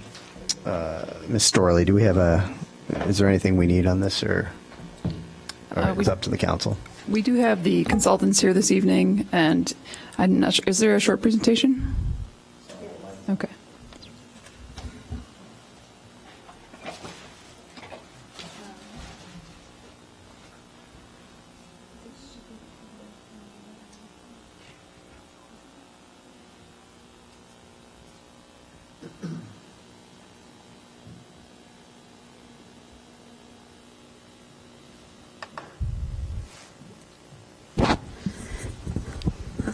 Honorable Mayor, City Clerk, and members of the City Council, my name is Laura Biggs. I'm the City Engineer for the City of Evanston, and I'm here tonight to give to work with our consultant to give a presentation about our streetlight master planning effort. This is an effort that had a lot of people involved, from Alderman Simmons, Alderman Nguyen, who worked on the committee, to interested members in the community who spent a lot of time at steering committee meetings, and the public themselves who helped fill out surveys to give us a good understanding of what our issues were. And also our consultants, Christopher Burke Engineering, which did a lot of work on this study as well. So the reason we did this study is because we really felt that we needed to develop a plan that addressed our streetlight needs. Initially, our streetlights were installed under a plan that was developed in 1979. The existing street lighting system was installed in the early 1980s. There was a retrofit to improve the lighting in the early 2000s to a more energy efficient lighting. And none of that really was addressing some of the standards we were running up against in some of our private development projects, as well as our own city projects. As we rolled off of the Emerson Ridge Green Bay project and did a look back, we spent more time talking about the streetlights on Emerson Ridge Green Bay than almost any other aspect of the project. And that was really eating up a lot of energy for something that should be standardized relatively across the city to create a uniform aesthetic. When we look at the Talmadge light, that is an iconic light that really sets the character of Evanston. And there isn't a reason to debate the lighting in every instance. So as we look at some of our larger streetscape projects, and those are continuing to be ongoing, we're starting the Main Street McDaniel to Pittner at the west end of Evanston construction this spring, and we're starting the study for the Main Street Business District on the east end this spring also. We want to make sure what we're doing is providing the right aesthetic for Evanston. We also want to make sure that we're providing not 17 different types of lights for our maintenance staff to try to stock parts for, but to really come up with something that's more standardized to make it easier to maintain. The system is 6,000 lights. It's a fairly complex system, and we just want to make sure that what we're doing is cost effective for the residents while allowing them to weigh in with sort of a more global look as to what the aesthetic for the city should be. Finally, we, of course, want to look at our environmental sustainability, our energy efficiency, and dark sky friendliness. We don't want to be known as a community with a lot of light pollution. These are things that really have a lot of quality of life impacts for our residents, as well as some of the safety issues that come up and are associated with street lighting. We had a lot of meetings. I think you can read the slide. It was a lot. And with that, I'm actually going to turn it over to our consultant to talk about the details of some of this information that we found and really get into exactly what happened and what some of our conclusions were. So Michael Kerr from Christopher Burke Consulting. This arrow advances. So one of the things we did was send out a survey to residents on what do you think the lighting levels are on this street, different streets. Major streets, collector streets, local streets, the bike path, intersections. It went to 700 or 700 residents responded.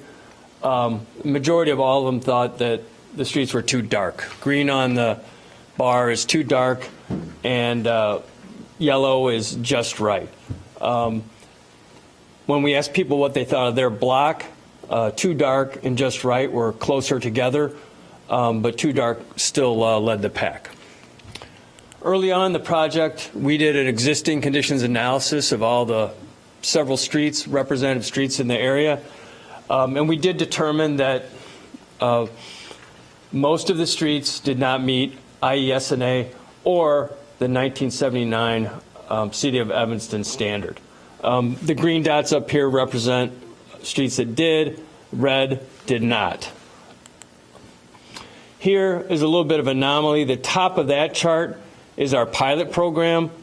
So those were all designed to meet, but all of the existing local streets, very few of them met standards. Pathway lighting did meet the current standards for IESNA. The City of Evanston has no current standard for the bike paths. And none of the intersections meet. The way the intersection luminance works is it's really the addition of both streets. Local and local is double that. Local and collector is those two summed together, et cetera, and we don't meet those.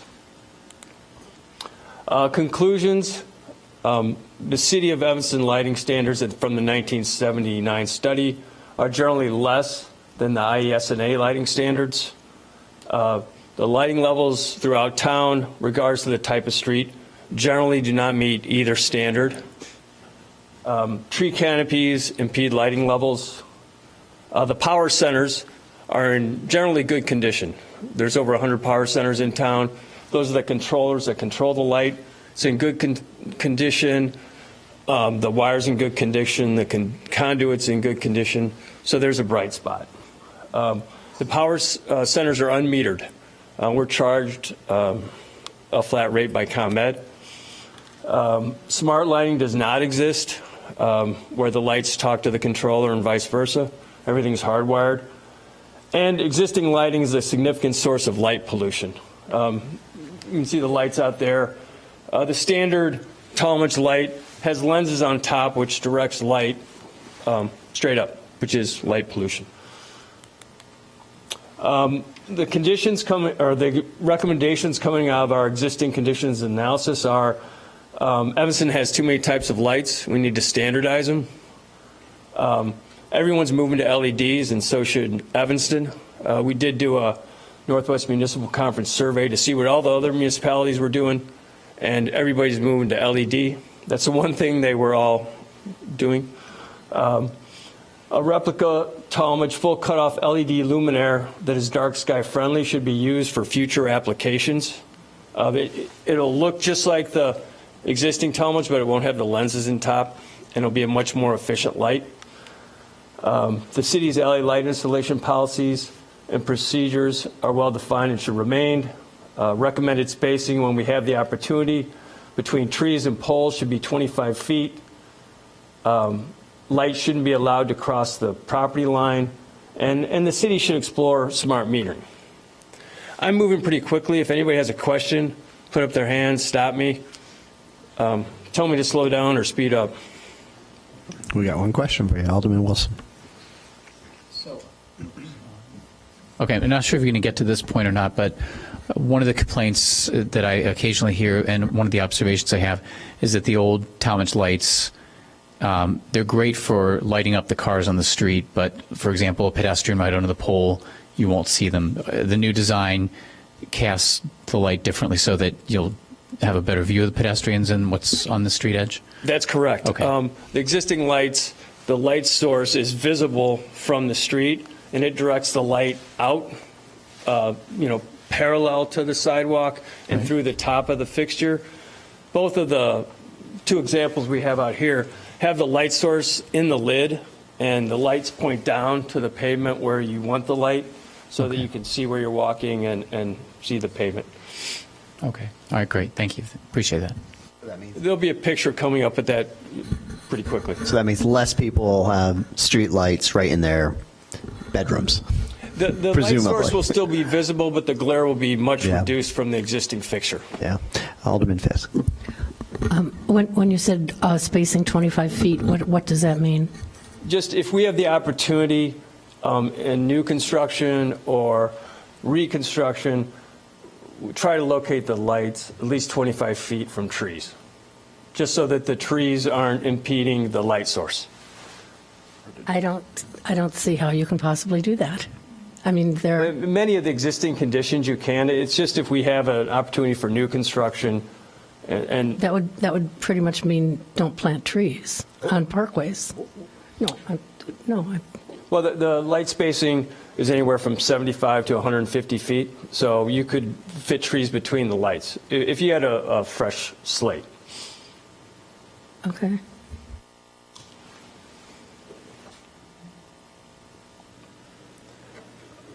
We explored, one thing that we failed to mention is Union Metal went out of business. They were the supplier of the 4200 Talmadge lights in town. So we had to kind of go and explore alternate technology. On the left there, you can see 3 retrofits. Those were made by different manufacturers to fit into our existing Talmadge fixture to make it LED. To the right there is what I was talking about. You can see the lid is flipped up, and on the lid there are the light source, and it shoots directly down, instead of over there on the left where you have a bulb that would shoot out the sides of the lens. We looked at different luminaires, different retrofits, different color temperatures, different optics, and different lens types. And I have a few slides that show you where we ended up. This is not one of them. These are the recommended City of Evanston lighting levels. I think you were provided a handout with this. We basically took a blend of the current City of Evanston standards and the IESNA standards and developed new standards so that if someone was to develop a new lighting system, they would be able to go to this and go, okay, for a local road, we need to provide a luminance of 0.4 to 0.7 lumens. So they have a standard by which to go by. So, for instance, on the Main Street project or any other upcoming projects, they would have a target to hit. So here are the standard poles that we're recommending. There's about 1,600 davit arm roadway lighting units in town. Those are the taller poles that we just put at Emerson Ridge Green Bay and at the downtown Fountain Square project. They're anywhere from 25 to 30 foot high. They have an 8-foot arm. They're LED. The temperature is less than 3,000 K, and they have options for banner arms, receptacles, etc. These would primarily be used for major roadways, collectors, and busy intersections. Here's the big lighting unit. There's 4,200 Talmadge lights, plus or minus in town. We recommend replacing the luminaire with something similar to what's shown out there. Full lid on top, so we eliminate the uplighting or minimize the uplighting. LEDs that point down to the pavement, more efficient lighting, with complete replica poles. The next item on the presentation is the RFP to go out to different manufacturers to replicate the exact Talmadge pole to accommodate these luminaires for future installations. Excuse me, Alderman Fisk. Did you look at the original Talmadge poles that were shorter? I think they were shorter by about 3 feet. What impact that would have on lighting the street? It would certainly not interfere with the trees quite as much. No, we looked at the poles as they exist today, and I think the goal is to meet those heights, which I think is 18 feet to the bottom of the luminaire. What's the benefit for going higher rather than going back to the original? You get a little better coverage, the higher the light, or the higher the pole, a little broader the light reflects down onto the pavement. The closer you get to the pavement, the smaller the lighting level. We can certainly look at that. That's the first time we've heard that comment, actually. Okay, there's an original pole to look at. There used to be some in the parking lot here, but I think they've been replaced. But there is one in front of the Homestead Hotel. We're using on Hinman. the plans that we pulled. We thought were the original, or at least they were the retrofit original plans Right, no, I that we've been understand. using. I understand. But we could look at a shorter light pole if that's a. Well, I'd like to sort of look at the original Talmadge light and just have you take a look at it. I don't want you to spend any money or too much time on it, but I'm curious as to what that would mean to go back to the original design. We could modify the RFP to look at 2 different heights and see what the cost difference is, but we are replicating all the detail on the original Talmadge pole. Or at least No, and I understand. And that's actually the important part of it. So it was as I was telling Assistant City Manager Storley today, the original Talmadge lights, Thomas Talmadge designed the shaft and the base with the waves on the base and the oak leaves on the, I don't know, the collar on the shaft, whatever you call that, and the luminaire itself was from a catalog. the fitter is what it's called. Is it the fitter then? Okay, so those are the 2 elements that architect Talmadge designed, along with the fluted shaft, but the thing on top, the luminaire itself, was something that I believe came from a catalog. I just want to make sure I'm clear. Are you saying, Alderman Fisk, there are, and then I guess I'll look to the experts out here as well, there are 2 heights within the city of Evanston of Talmadge lights? The original Talmadge lights were lower than the Talmadge lights that are there, that the replicas that are there now from the early 1980s. And the vast majority of the 4,200 Talmadge lights then are the shorter ones? No, they're all tall. They're all tall.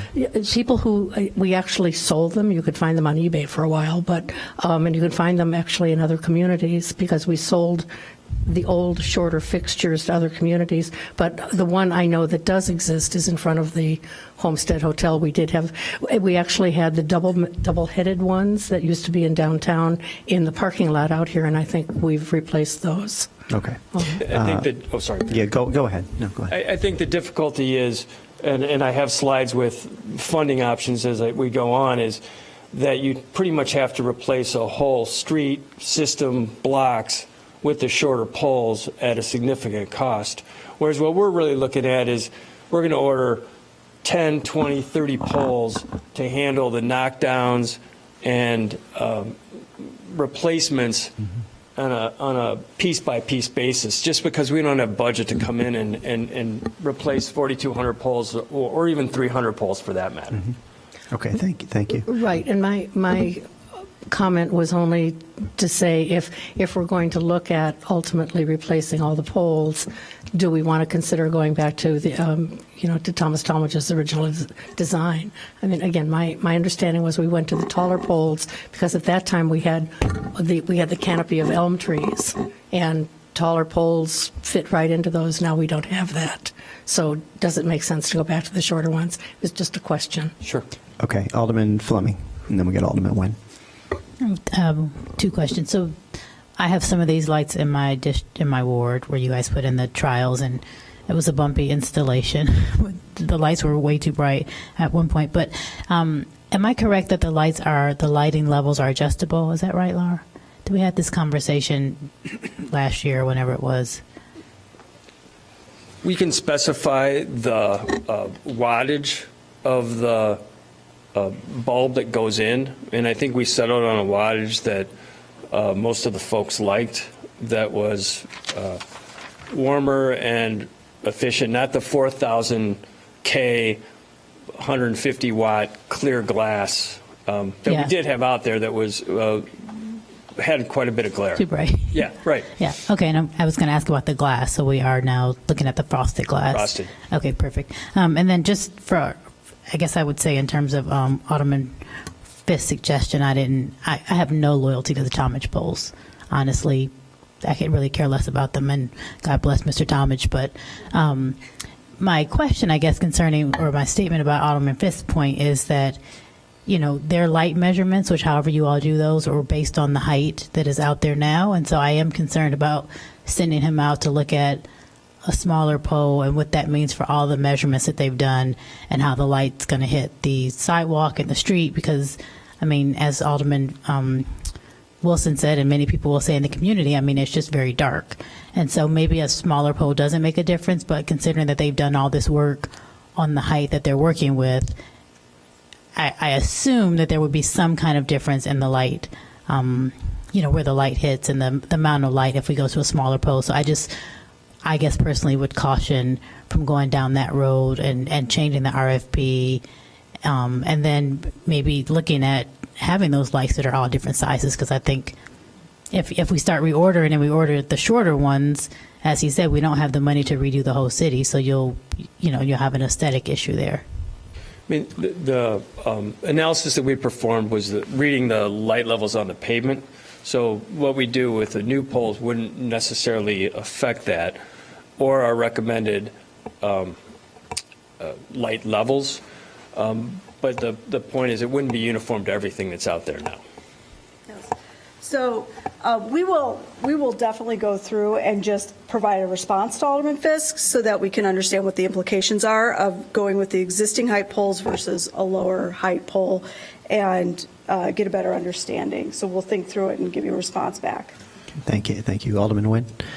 Well, I think the points have been made because I was on the Streetlight Commission, and it never came up that there had been a pole that was shorter in the past. I mean, we were using the current pole that's out there, and you'll see probably later on in the presentation that what the cost would be to us right now if we were to replace every Talmadge pole in the city at this point, and you'll see it's staggering. So I do think we should decide on one pole or the other, and I agree. I agree with Alderman Fleming's question of if it's taller. It would seem to me that it would cast a larger cone of light, and so taller might be better.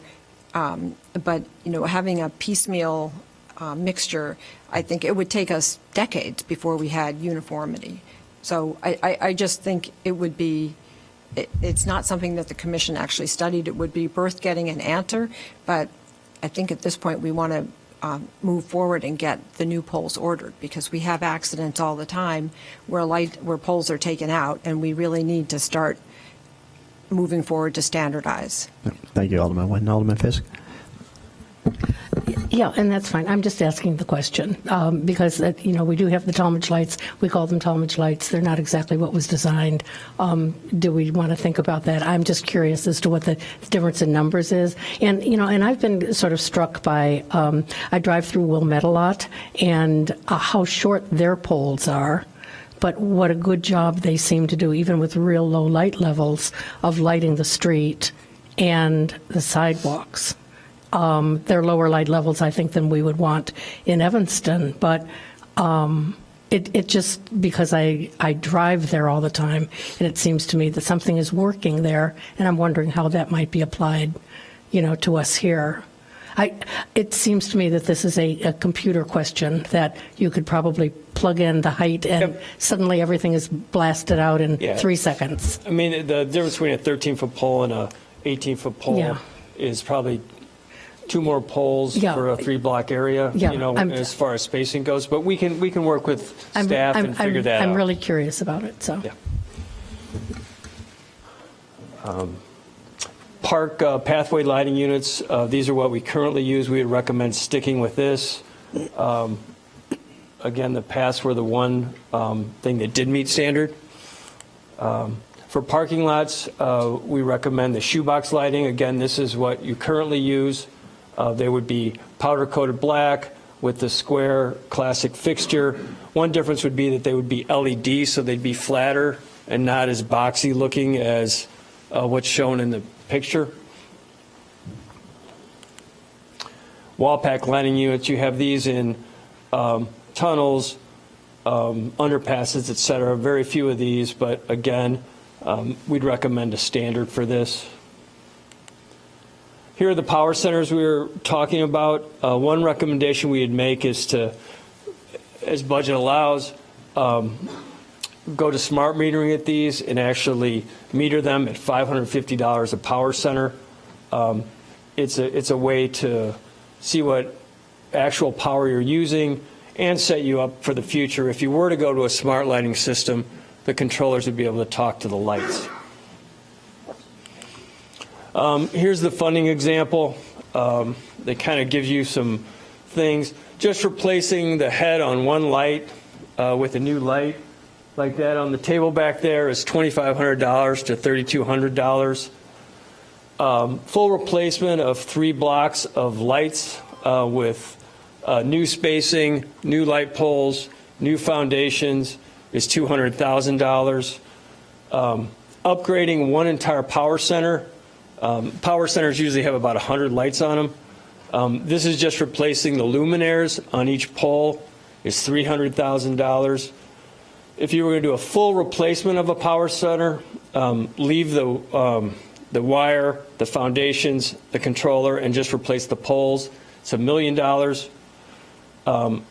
Upgrading the entire City of Evanston power center and lighting system is $60 million. That's for new poles everywhere in town. And then if you were to do full replacement with spacing that met the new standards, it would be $80 million. So that's why sticking with the pole you have is advantageous. So where is that? Oh, you want to? And I want to reiterate that as we look at the poles, we have some that have serious maintenance needs. They're along our arterials and more exposed to salt and corrode more easily. The old style poles are assembled in pieces and allows water to get in.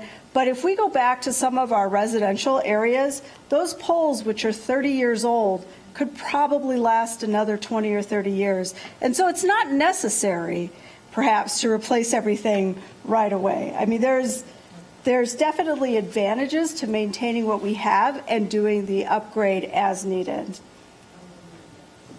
Yes. Sorry. So where that leads us is prioritizing lighting replacements in high accident locations, in high pedestrian locations, areas surrounding schools, parks, public gathering areas, transit hubs, and of course areas identified by the police department. In addition to the knockdowns we get every year and general maintenance. Last slide, Laura. Last slide. Okay, so we do have a livability plan, which is sort of in flux a bit, but at the time we did the study, we looked at the Star Communities system to try to understand how we were going to comply with good, sustainable, and livability goals. And a lot of these goals are still pretty applicable, even if their STAR system is migrating. And it has a lot to do with looking at our ambient light levels and looking at our light pollution. So as we went through that and looked at the dark sky compliance issues, we did come up with some recommendations related to how we move towards the most livable city in America in terms of our streetlights. So the first was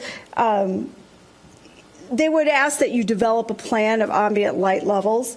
And this was something that would be challenging for staff to do immediately because it involves going around town in a lot of places and taking light measurements. But it is something that we could maybe partner with another organization or with volunteers. We haven't really come up with a plan how to do it, but it is something, a goal to work towards. And then look at becoming dark sky compliant. And there's several things that you have to do to be dark sky compliant. Some of those are relatively simple things to implement as we make change outs, making sure that we are selecting. One of the dark sky compliant rules is that the color temperature is supposed to be 3,000 Kelvin or less.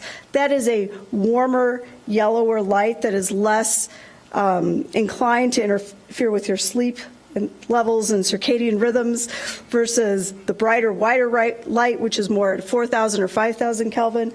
So those are things that are simpler to do. Other things, such as running multiple public education things a year, are not things that the staff is proposing to do to become dark sky certified, and it would be a requirement. These are things that if an organization in the community wanted to step up and partner with us, we would gladly work with them, and we're probably not going to do it ourselves. But some other things that we do recommend doing is setting up a 311 request that allows us to gather information on lighting complaints where people are concerned about light pollution, glare, and other issues, so that we can monitor yearly what's happening in terms of our lighting improvements and also target the areas where we're having a lot of complaints occur. And then we can make some modifications to our city code that would allow us to, not just on the public side, but on the private side with new development, look at light temperature requirements and at luminaires that downlight, so they're more dark sky friendly versus uplight. And that is our last slide. So if there are any questions, I'm happy to answer them. This will be followed by a discussion about how to acquire new Talmadge poles. Sorry, there may be some questions, Laura. Alderman Fisk. Thanks, Laura. So are the new Talmadge luminaires, would they be dark sky compliant? Is that? Well, they're dark sky friendly. So the issue is, if you look back at the park light that we had a picture of, and the shoebox lights, the luminaire is literally completely down. Mm-hmm. With a Talmadge fixture, even once we put the LED lights in the top, we have sort of a prismatic frosted lens, and it sends just a little bit of light upwards. It's a far better improvement over our existing Talmadge fixture, and they're considered dark sky friendly, but not dark sky compliant. So our Talmadge lights are probably not ever going to be fully dark sky compliant. It's just not possible with the design where light is shooting out to the sides that way to get full dark sky compliance. Okay. Thank you. I don't see any other questions, so thank you for this presentation. Thank you very much. Thank you. All right, so there was a motion that was seconded for action to accept and place the street light master plan on file. Are all in favor? Aye. Any opposed? Okay, on a 7-0 vote, this is accepted and placed on file. That's SP5. We're going to move to SP6. Alderman Nguyen, could you present that?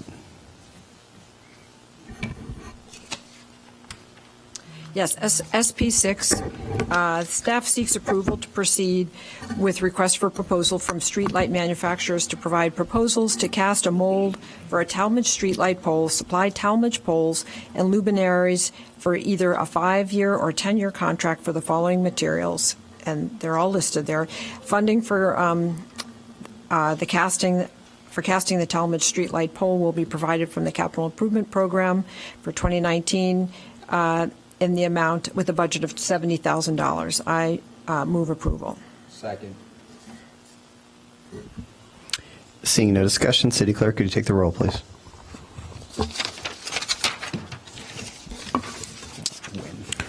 Alderman Nguyen. Aye. Alderman Wilson. Aye. Alderman Sufferton. Alderman Ravel. Aye. Alderman Fleming. Aye. Alderman Fisk. Aye. Alderman Braithwaite. Aye.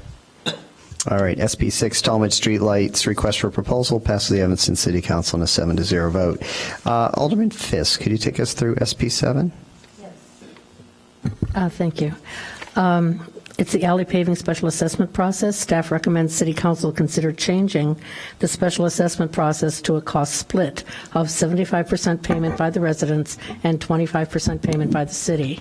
Additionally, if residents choose to pay 100% of the alley costs, they can move to the top of the wait list, and that is for action. Is there a second? Second. Okay, this is open for discussion. Just clarification, I'm trying to pull this up. When you say top of the wait list, so I would assume that's in addition, right? Because we have various funding sources like CBDG. So I just want to get clarification on that. I mean, I think it's a good thing if residents are going to pay, but just as soon as just the wording of this threw me off a little bit, and I'm trying to pull up the packet right now as we speak. Great. Thank you. Dave Stoneback, Public Works Director, Mayor Haggerty, Alderman, and Clerk Reed. This would be, if the petitions came back in and the residents were to pay 100%, it would be an alley that would be included with the work being completed that year. So we would still take the petitions for city funding, to the limit that we could afford to do them, and then also do an alley that the residents agreed to pay 100% for. And when I say it's 100%, generally on the other special assessment alleys, we add engineering and legal fees, which we would waive because they're all done in-house, to the residents that paid 100% of the alley. Currently, the Board of Local Improvement has accepted the last petition, and that alley is going to be constructed in 2019. And actually we got to that list faster than what we thought, because another alley that was on the list where we had accepted the petition, the property owners owned a portion of the alley, and then they would not sell that portion of the alley to the city. So then that alley was removed from the list, and so we got to our last petition and approved alley in 2019 instead of 2020. So right now, the board has not put any petitions out. We have not accepted any petitions. So this presented a unique opportunity to have a discussion with the city council to find out how they want to proceed in the future. You may recall back in 2016, I came to the city council and actually tried to ask for more funding for special assessment alleys that would be done through the sale of additional bonds. At that time, the alderman said no. People had to wait on the wait list previously. They don't see a challenge with that, and so the decision was made not to increase bond issuing for special assessment alleys. One of the ways that staff felt that perhaps we could try to accommodate more residents were to change and stretch the dollars that we do get allocated by saying the city would only pay 25% and the homeowners pay 75%. And that's where we're at right now. So it's wide open. It was just a good opportunity to bring this forward to the council to find out what they wanted to do. And that's why we're here tonight. Great. Thank you, Mr. Stonebeck. Stay up there. We may have some people with questions. Alderman Fleming? Yeah, can you tell me again, for the petition process, how many homeowners have to sign the petition? Over 50% of the property owners that would be involved with the special assessment, so those are the property owners that abut the alley. And is it only the responsibility of those 50 who signed then to pay for it? No, it ties in the entire block.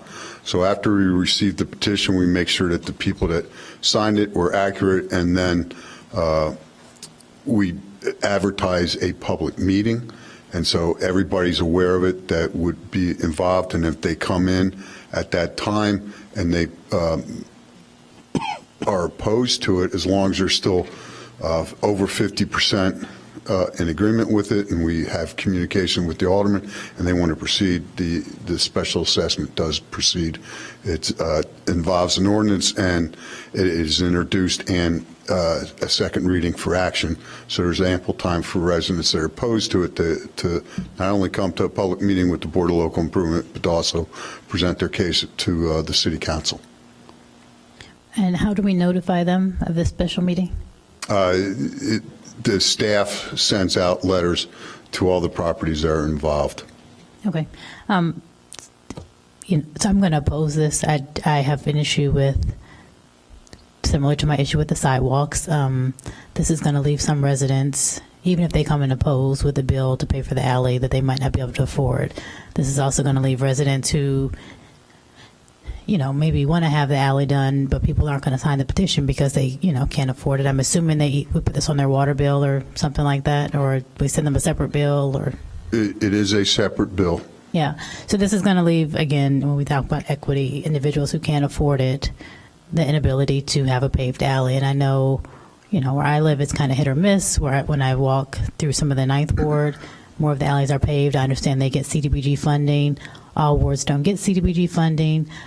So, I don't love the way it's set up now that, kind of 50% of the neighbors can decide.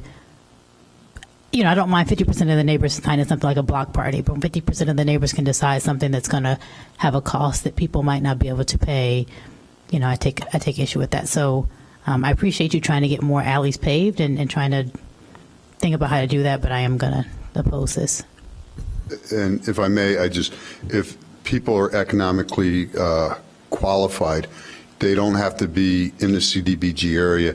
If we do a special assessment in the area and the property owners are qualified, they can get CDBG funding to cover their portion of that special assessment. So it doesn't particularly say you have to be in a CDBG area. The individual property owner can be qualified to get CDBG funding for their portion of the alley improvement.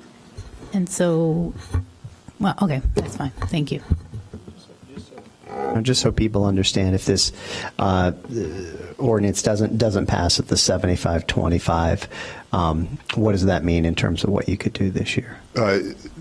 I would assume that we would continue just with the 50-50 percentage as it is now, and that's how we would just release the petitions that would go out to the top 5 residents that have had the petition in or request for a petition for the longest time. We would just fill out the form indicating that the cost would be split 50-50 and get an estimated cost of what the alley would be and how much each property owner would have to pay at that rate. Okay, thank you. We got a bunch of lights. Alderman Suffredin? Dave, how much money were you looking for in 2016? At that time, we were about $192,000 short for the alleys that we were attempting to do at that time. Later in that year, Northwestern paid several one-time easements that they needed, and I came back, I think, 2 council meetings later and suggested that we use a portion of the funding that we got from the payment of the easements for those alleys, and we were able to complete all of the alleys that we had for that year using that money. But since then, we have not issued any easements, so we don't have that one-time revenue coming in. There's another funding source other than what we sell bonds to do. And then I know all the alleys are different, but like, what's a working number for the annual maintenance on an unimproved alley? I mean, does it depend? Can you give me like a I ballpark? don't have that number readily available. Okay. I'm sorry. And are there other communities that do the 50-50 program, or are we unique in that way? Very few. It's my understanding that very few communities use the special assessment process to get alleys improved. The 50-50 split is totally arbitrary and was decided by as a policy only. It's not in any ordinance. It was just a policy of the city council to establish it at 50-50. At one time, homeowners did have to pay 100%. It was how the city was able to say, well, this street has to be paved, and we're not going to charge the entire population. We're going to charge the people who will get the most benefit from it. So the special assessment process allows you to charge 100% to the property owners, or I guess you could go to 1%. The city decided 50-50 as a policy. Okay. Yeah, up by me, the longtime residents remember when Colfax wasn't paved all the way to Crawford. So, and this is like a ongoing struggle. Do you have a sense of how many unimproved alleys there are and what would we be looking at? And I mean, not right now, obviously, like what would we be looking at if we wanted, I mean, just in total cost for what it would be to pave all the alleys that are unimproved? I don't have that number, but that is something that I could craft a report for and put it in a Friday packet and provide to all the owners. I think the difficulty that my neighbors have is that all the alleys in Evanston are treated differently for various reasons. There's different soil conditions, there's different uses for the adjacent buildings, but my experience is that people think the 50-50 is not an awesome deal to begin with, and if we were to go to 75-25 split, even if that makes financial sense, would further alienate residents who live on unimproved alleys. Yeah. And I just wonder if we could figure out a way. A lot of people feel like alleys are a responsibility of the municipality to care for and maintain. And if we could figure out a number and then a fair way, and then we could end up not doing it anyway. But like, it just seems like it's crazy to ask more than 50-50. That's at least like a mental number that people understand, like going halvesies. But like when you do different fractions, it gets more difficult. And I think it adds to the level of frustration that a lot of people feel with how we maintain our infrastructure. Okay. And again, I know it's not your, I mean, you're in a spot, dude. I was just bringing this up so we could have a good conversation about it and make sure that I didn't proceed forward with something that maybe the alderman want to change. So I really appreciate all the comments. And If I may, I'd also like to say that you and Edgar are excellent at alley complaint remediation whenever it comes in. I mean, and that's the biggest issue that I get, and particularly this winter, I think with freeze thaw has been really, really rough. So I know that you're dealing with limited resources and a big problem in a population that has high expectations. So I know you're in a difficult spot as well. thank you. And Edgar really does deserve a lot of that credit. He's done a great job. Okay, a few more lights. Alderman Braithwaite, then Alderman I'll be Ravel. brief. Thank you, Dave, for bringing this forward. I also have some issues with supporting this as well because of the economics, but I just want for clarification in case someone's watching this, because there's no mention of the CBDG pool that goes around. And so I can follow up with you after the meeting, but I just want to make sure that that bucket that moves from the CBDG target areas each ward, that program is not going to be changed, correct? No, and that's, it won't be changed as long as that committee continues to give funding towards improving an alley, so. Yes, I'm sure if Alderman Rainey and Alderman Bruce Simmons were here, they would be concerned about the same issue, so thank you for your response. Sure. Thank you. Thank you, Alderman Braithwaite. Alderman Ravel. I think I was one of the council members a couple of years ago who was encouraging us to consider coming up with more city money so we could do more alleys at the 50-50 arrangement, because I do have a number of residents, and I just got another email today from somebody I haven't heard from yet who wants to know when she can get her alley done. Do people have to pay their portion just within 1 year, or do we have any kind of an extended payment plan 10 to years.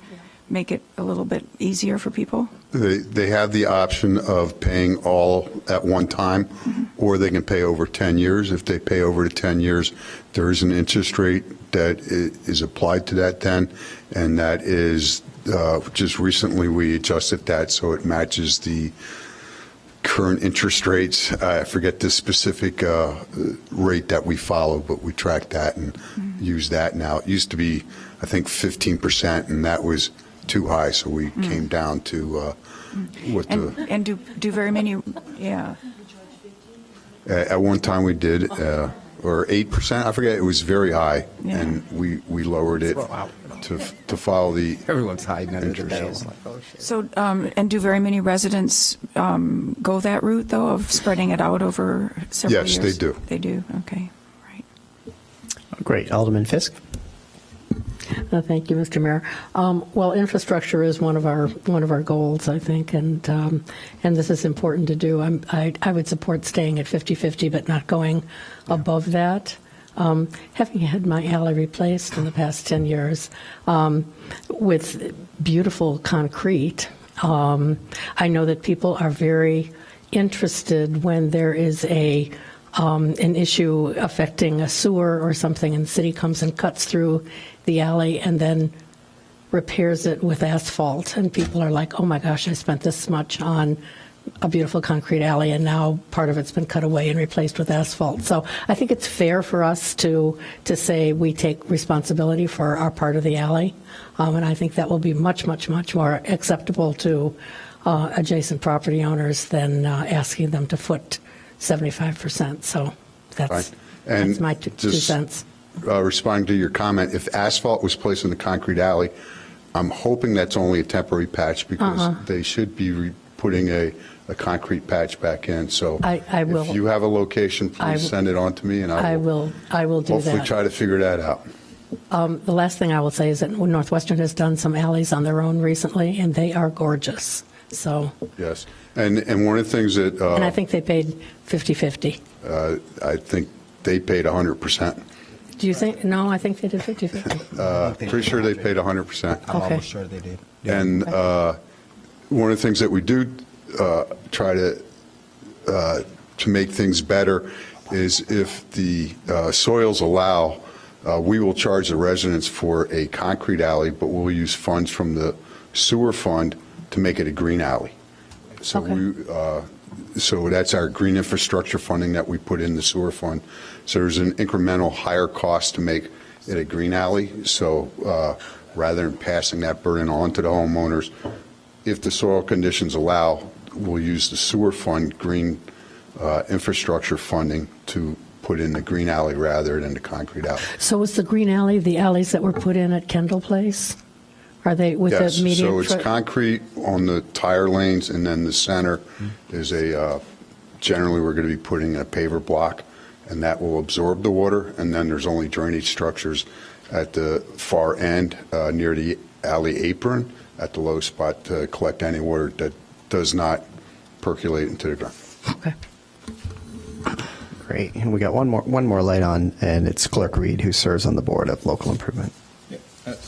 Statutorily, the clerk serves on the Board of Local Improvements. I just do want to clarify that this is a two-part request from Director Stonebeck, which is one, the 75 split, and then also allowing folks the 100% payment to move to the top of the line. So I just want to clarify and make sure that we do look at those two issues separately. I do have one concern with if we do the 100%, allow residents to pay 100%. I have questions regarding the waiving of the legal fees and the other fees that are associated with repaving these alleys. Okay, and again, the engineering fees and the legal fees are done with in-house staff, so we don't contract that out. So our engineering team designs the alley, and our city attorney or the representative goes ahead and files the special assessment through the courts. So it's not a cost other than our payroll to get that done. I guess my question is, why would we waive it for these folks and not waive it for, I forget the logic behind, other than... Only because the people that are paying 100% are paying 100% of it, so we thought that we could give them some benefit by not including the engineering, our costs for the engineering and the legal fees. Okay. And again, that's just staff recommendation.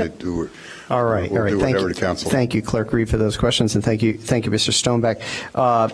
We're on SP7, which is the alley paving special assessment process. This is for action. There was a motion with a second, so. I was just going to make that motion. But just with the clarification, just the way this reads, if you're paying 100%, it's a little bit misleading to state it as you were jumping to the head of the line. I think that's why I said I didn't see anything about the CBDG projects, and I think it's in addition to versus, I mean, we can play around with the wording. We have our corporate counsel, just so we don't leave residents thinking that they're jumping to the head of the line and somehow the other alleys that have been done every single year in the different wards. I agree, and it's misstated in the memo. That was not the intent. Thank you for clarifying that. So do you want to lead us through, or just, I mean, however someone want to make a simple amendment then? So we could, okay. So you can cross. I amend the motion to read first that the City Council consider changing the special assessment process to a cost split of 75% payment by the residents and 25% payment by the city. So that would be the first motion. So we need a second. Second. Okay. So Okay. So then- Seeing no lights, we'll take a vote on that motion. Clerk Reed, can you take the roll? Alderman Nguyen? No. Alderman Wilson? No. Alderman Suffredin? No. Alderman Ravel? Alderman Fleming? No. Alderman Fisk? No. Alderman Braithwaite? All right, SP7 alley paving special assessment process to change the cost share from 50-50 to 75-25, 75% being the residents and 25% being the city, fails to pass the city council on a 7-0 vote, which means it will remain at 50-50 cost share between the city and the residents. Alderman Nguyen. So then I move that that if residents choose to pay 100% of the alley cost, they can, their alley will be paved the year in which they pay for it. Is that correct? That would be correct, yes. Okay, all right. But then you have to talk about the legal fees, and that's part of it. And that legal fees and Engineering fees will be waived. Okay. Is there a second? Second. For those, Okay. Does everybody understand the motion before we take a vote? Can you monetize that, Dave? Please. I think that's probably the question that we have back here. do you have any idea? I mean, roughly, what are the legal fees and the engineering fees per alley that would? Generally about 10% of the cost of improving the alley. And an average alley cost is 300 or? Depends. We had some listed on that sheet. They range significantly from 183,000 to 650,000. I don't see any reason. It's a tough one. Was it 10% or 10,000? It's 9%. I'm sorry. 9%? 9%. Mr. Mayor, members of council, if that wasn't amenable to waive 100% of the fees, perhaps the council could consider waiving 50% of the fees per alley. That's reasonable. I think that makes sense. That makes sense.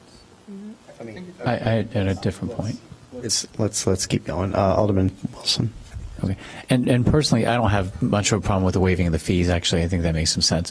What gives me a little bit of concern is that the neighbor approval process is more than 50%, correct? More than 50%, okay. That is correct. And then I think it's also, your vote is based on your frontage. Is that also correct, or no? No, the majority of them are based on a per unit. Per unit. So how many units you have. Okay, so if you have, but if, for example, if there's a 12-unit apartment building and a bunch of single-family houses. That one property has 12 units, Right. there's 12 taxpayers, they get, all the people in that building. They get each 12 one of them votes. that Right, building they would get a get vote. 12 Right. votes. So, and it's Isn't that condo versus rental? And co-op. it's amortized. Condos and co-ops, right. It's amortized. It would be Separate condos, not apartments. right, because an apartment's one parcel. The concern I have is that more than 50% of the people on an alley might have the resources and, others might not. So I'm inclined to want to do this, but I think maybe what we might require is that there be some kind of a supermajority to approve the 100%. So in other words, let's say like 70% would have to approve if you're going to do the 100% option. No. What if we? It isn't. Then I'm confused. I think if it's my understanding is if the residents want to pay 100%, that means every single resident agrees to pay their share. Is that what this is about, or no? That would not be the case at this point in time. Oh, The just the petition normal would go 15. out indicating that the property owners would pay 100% of the cost of doing the alley, and the petition would indicate how much that is per unit for that event. And then if they got a petition signed with, right now, the way it is, it'd be more than 50% of the property owners, then it would come to the Board of Local Improvement for approval.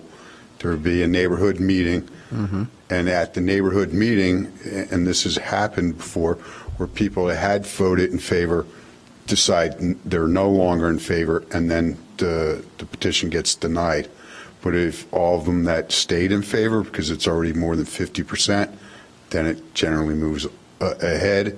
At that neighborhood meeting, we also express which council meeting the ordinance would be introduced, and the following council meeting there'd be action. So giving the homeowners the opportunity to come. So I apologize. That was not my understanding, and I agree with Alderman Wilson that there would have to be a supermajority, because I think that's very unfair to other residents. If we only have 51% of neighbors, I already have neighbors who are mad about street humps if there's only 51% who agree. So I can't imagine how people would feel if 51% of the neighbors voted for 100% payment. I understand. So What if we had city staff go back on this one, because we got the CDBG issue. We've had a discussion about this. They've heard some of the thoughts of the council members, and they just bring this back at a future council meeting. Just this. We've taken care of the 75-25 and said we want that to remain 50-50. Does that sound okay? to folks. We got a lot of other things on the agenda. all for bringing Alderman Fisk, did you want to say anything, or are you good? I'll say something under. Different? Okay. All right. So that takes care of SP 7 and city staff, Deputy City Manager. You'll take it from here to work with Mr. Stonebeck on that. We're going to move now to SP 8, which is just an item for discussion. It's the bridge improvement project design. And they're looking for City Council to provide direction on the preferred method of improvement to the Union Pacific Railroad Bridge, which is the big bridge here in town at the intersection of Emerson Ridge and Green Bay. Welcome. Good evening, Mayor Haggerty, Alderman Clerk Reed. I'm Chris Venata, Senior Project Manager, and I'm going to discuss the Bridge Improvements Project at Emerson Ridge, Green Bay. So as you all know, we currently have a fabric covering up on the bridge, and I'm going to go through 3 options for a more permanent solution here. So option 1 is to just remove the covering. No additional improvements would be needed once we take it down. This would require minimal coordination with the Union Pacific. Public Works staff will be able to take this covering down in-house. Option 2 is to clean and paint the bridge. This is what's currently in the 2019 CIP, and it's budgeted at $350,000. What you're seeing here is the Central Street Bridge, which was painted by UP in the year 2000. So this system is expected to have around a 25-year lifespan. So you can see we're 19 years into this one, and it's still holding up pretty well. So out of the $350,000 that's budgeted, $50,000 is for the traffic control and signal timing work to actually do the phasing of the construction, and the other $300,000 is to actually clean and paint the structure. What we're expecting to get with that budget is to paint all the front facade of it, these pier members and any lower trusses that you'll see. We would also like to include the underside of these truss members that you can see in that picture, but we'll set that up as an alternate to see how the bids come in. All this work will follow IDOT standard procedures, and the proposed color is also an IDOT standard color, which would match the same thing that you see here at Central Street. So the third option would be some sort of decorative structure or banner system. So the main consideration with this plan is UP has let it known that we can no longer hang anything directly from the bridge. That impedes their inspections, which they do twice a year. And it was also only meant to be a temporary covering that we had up there. So what this leaves us with is a structure resembling like what you see up here on the screen. And any freestanding structure, regardless if it has a fabric screen or a rigid structure, is going to have to be fairly robust.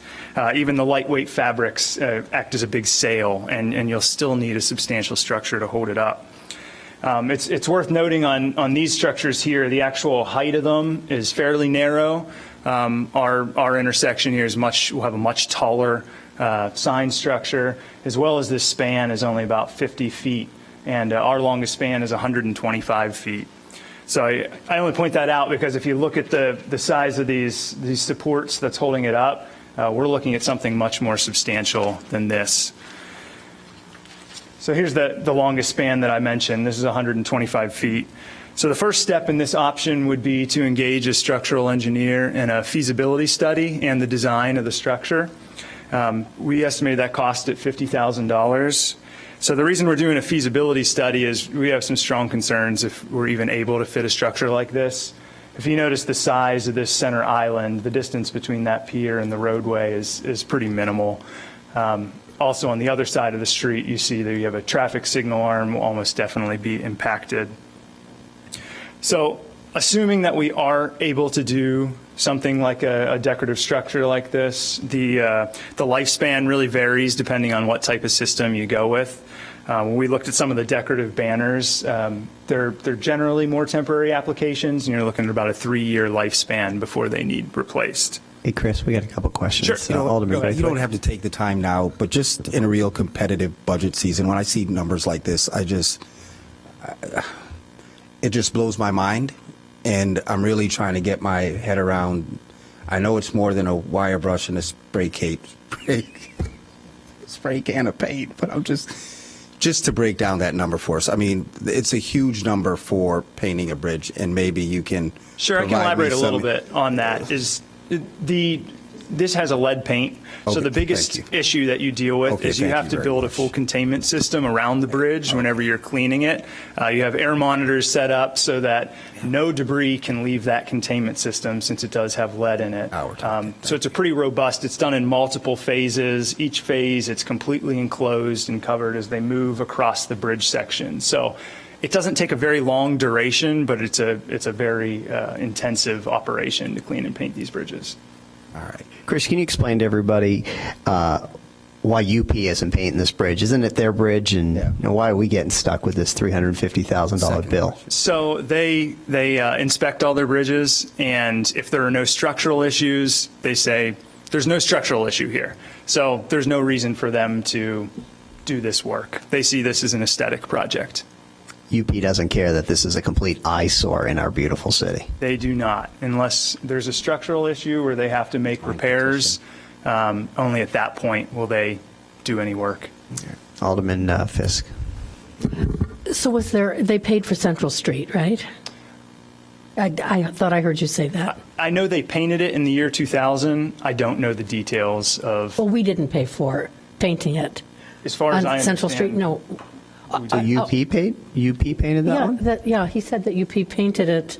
They painted it. The Union Pacific painted the Central Street Bridge in the year 2000. I don't know how the funding worked at the time for that.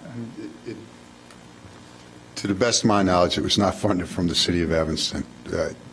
And so Union Pacific had to do it. If they paid that a few years ago, why aren't they paying to paint this bridge now? A few years ago, when they did their structural inspection, they found that there was damage at the Central Street Bridge, and therefore they undertook maintenance work there and painted the bridge.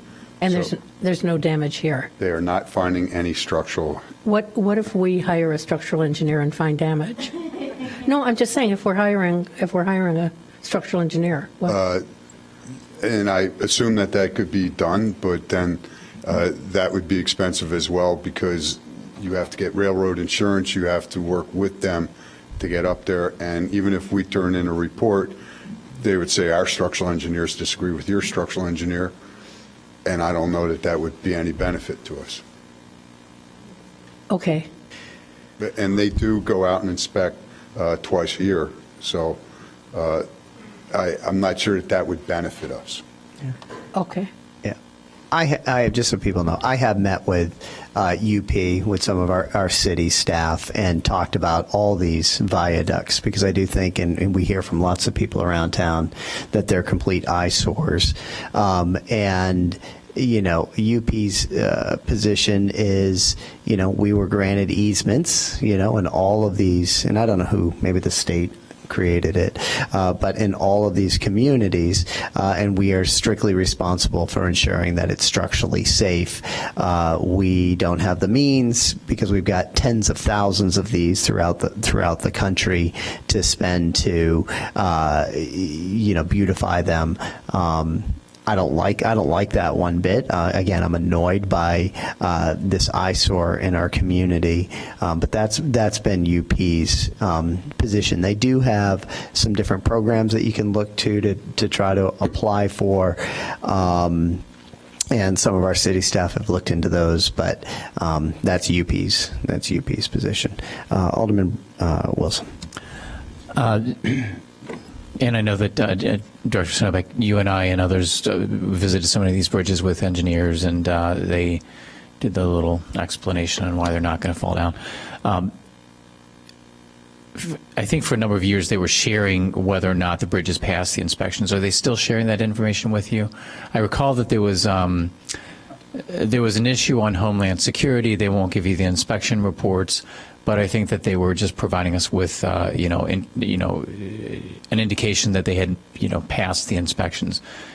Right. We are not getting any inspection reports. We are being told that they inspect them twice a year, but we don't know when they do that. Okay. Or the results of those inspections. I'd like to, we can regroup offline, but I'd like to kind of revisit that with UP and get them back on track with just, providing you notification that they've passed. Again, they express their reasons for why they can't share the actual engineering report for Homeland Security reasons, et cetera. But at the same time, they should be willing to, and they were in the past willing to advise us that they did in fact pass the inspections. I think it's important, particularly when you look at ones like, Dempster Street, Main Street, where you have currently unused structures, and you can put your fingers through the rusted out portions on some of the structural portions, and again, they've determined that the actual overall bridge structure itself supposedly is in no danger of falling. But every time I get on that platform, I have a little bit of pause on believing it. So. I'm also wondering with the nature of the materials that were used in the past, I presume that that there must be some kind of runoff with the paint, or it's chipping and peeling. There are building codes requiring lead paint remediation generally. Is that correct? Or maybe we can take a look at some of those remediation ordinances. Perhaps if the actual paint that's on there is not code compliant, that might be another avenue to press the issue. Sure be nice if they had a 50-50 program like our alley paving program. All right. I'm giving them the 100%. We'll go to Alderman Sufford and then Alderman Fisk. Yeah, I really have a hard time even considering spending $350,000 on that asset that's not ours at all. Can we just take down the canvas and put up signs saying, hey, not our bridge. If you're upset about it, contact Union Pacific. It's their deal. Like, we agree. It's Start a bad. petition Enjoy drive. the ditch. And again, the reason that we're coming back now, this is for discussion, and I know that last year when we talked about this in May of 2018, to paint it last year was removed from the capital improvement program. Before we spent any time and effort on doing anything with this, we wanted to talk to you again and find out what the desire of the council was. So we're not recommending any one of these options. We're letting the city council make the decision on this, and look forward to your response. And if I may, what's our potential liability if we were to start messing around with this bridge and discover that there is a problem, or we start stripping paint and should we even be touching this thing? No, we should not be touching it. Okay. And again, if we did hire a structural engineer, that structural engineer would have to get permission from UP to get up on the bridge and do any work on it at all. So I don't know whether that person would ever be given permission. But we kind of have permission now to remove what's up there? I'm fairly certain when we contact them and say we would like to take these down, that they will make the arrangements for us to do that right away. Okay. And they literally, it's hard to see on that, but they are held by C-clamps. And so it's just a clamp that you screw down. And okay. That's how, it's a temporary fixture holding it in place, because we were not allowed to make any permanent adhering device to the bridge. So this is all temporary things. And, you go up, loosen the C-clamp, and take off the burlap bag. I'm And I think fairly nobody knows certain how it they got will up grant there. us the permission to do that. Right, nobody knows how it got up there, right? Didn't it kind of happen in the middle of the night? Well, it happens in the middle of the night because that's... No, I mean, when it got put up. Yes, it happens in the middle of the night because that's when there's no trains running, but they did allow us to, I wasn't here, they did allow us to, they knew that we were going to do that. So we put it up. Best of my knowledge. We put it up. No, wait.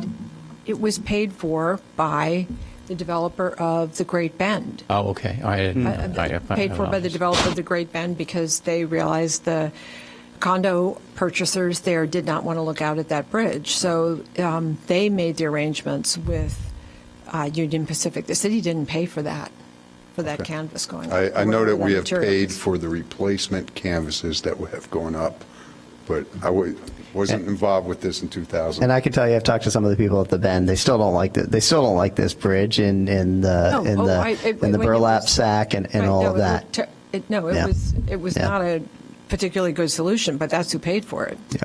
And so my understanding is both for safety reasons, UP and the city thinks that perhaps we should take this burlap sack down.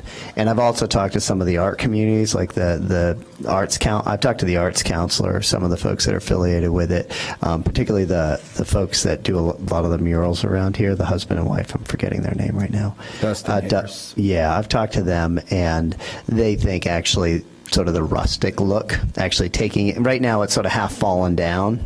It actually look better with all the work that the city, this is an old photo, but all the work the city has done underneath it with the murals and the other public art piece that we put there, that it actually would look better. So it looks pretty bad. But anyway, let's see. A couple other questions or lights on. Alderman Fisk, and then Alderman Braithwaite, then Fleming. Yeah, just so really briefly, we'll take the burlap down, and I hope we all agree on that.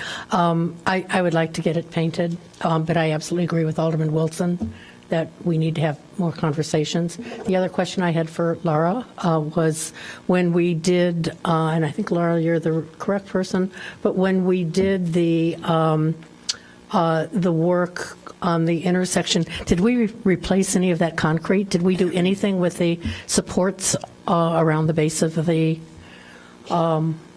columns there? So we did not. All we basically did was we just poured sort of a concrete cap over the existing sort of deteriorated gravelly concrete that was there. And then when we installed the art installation stitch underneath there, we did cut into it and put in a very shallow foundation system, but we coordinated that with UP, and they gave us permission to do it. We had to be a certain distance away from their footings. Did they have any comment about the condition of the, whatever you call the concrete around the supports? No, they just don't want us to touch anything, and they don't want us to, they want to make sure that we, like with the art installation, that it wasn't going to be able to be something that could provide access to the bridge. So it couldn't have been higher because people could have climbed up on it and gotten on top of the viaduct. So they had a series of rules, mostly just leave our stuff alone. You work in your space, stay away from our space, sort of thing. But they didn't have any comments on the condition of the crumbling concrete. Okay. The CTA has this similar. Yes, don't touch it. Although I will say CTA has actually done more bridge maintenance within the city of Evanston with the replacement of a couple of their. Tremendous. They've been a little easier to work because we were in the bottom 10% of all of their bridges in terms of safety. That was public information. Alderman Braithwaite. I'll be quick. So, obviously that borders the 2nd and the 5th Ward, and I'm curious to know, our staff just, in part of the presentation, left me with a thought that this is one of the worst bridges in town. That was the impression that I was left with. And so I guess I'd ask the mayor if we could have an updated report on the last time it was inspected. And I don't know, I'm not an engineer, but I'd be curious to know if we just had someone independently look at that, what could they tell us? There's no law against looking, and I would think that they would be able to give us some indication of, again, you left me concerned, so I'm asking for a little bit more information, whether it's... I think the first step we can do is reach out to UP and get the most recent inspection date and whether or not that was a pass. And we can bring that back to the council as soon as we can get that information. Perfect. That's a great answer. Thank you. Yeah, and do it for all bridges like Alderman Wilson had suggested earlier. Okay, great. Alderman Fleming? So I go for option 1 is my vote. Take it down. We don't have any money last I checked. It is ugly, but it is not ours. And I think, in my opinion, we have some other things that are more pressing that I'd rather spend $350,000 on. Okay, thank you. Alderman Wilson? Yes, sort of. But it's in the budget, I think, for the year. Is that correct? Bridge improvements. So notwithstanding that fact, I would like to, personally, I'd like to hold it and look at some of these other options on whether we can press them. I feel like we should press them. I know that I've talked to a number of the press members here, and some of them were at that engineering walkthrough. but I'm very, very weary of not just this bridge, but particularly Dempster and Main Streets. Stuff falls off of them, little chunks of concrete. They've got netting. It's very, I'll just be really super diplomatic and say old school with how they're, taking care of that. But I feel like we just need to make a stronger effort to push that. And I don't want to vote on say we're not going to do it. We're just going to do the one thing, because I don't want to send that message. I want to send a message that we were going to press you to do it and pay for it. Got it. Alderman Nguyen? Well, I'm actually trying to look this up, but a few years ago, the Northwestern Engineering Department did a study, and they may actually still be doing it, of CTA bridges in Chicago, where they were using sort of vibration meters and a number of other tools that they put installed on bridges or just below bridges. And then they did an analysis for CTA on their structural engineering for the CTA bridges. And I'm just trying to look it up, but I couldn't find it. So, we live in a city that has a first-class engineering department at a world-class university. So they need things to study. So I think that that might be worth looking into. And I'd also like just to find out, about what other communities have done. I know they say that these are structurally intact, but there are other hazards, as Alderman Wilson said, to any pedestrian going underneath the bridge. Thank you. All right, so on SP8, the Bridge Improvement Project Design, this was for discussion. The general consensus up here was not to move forward.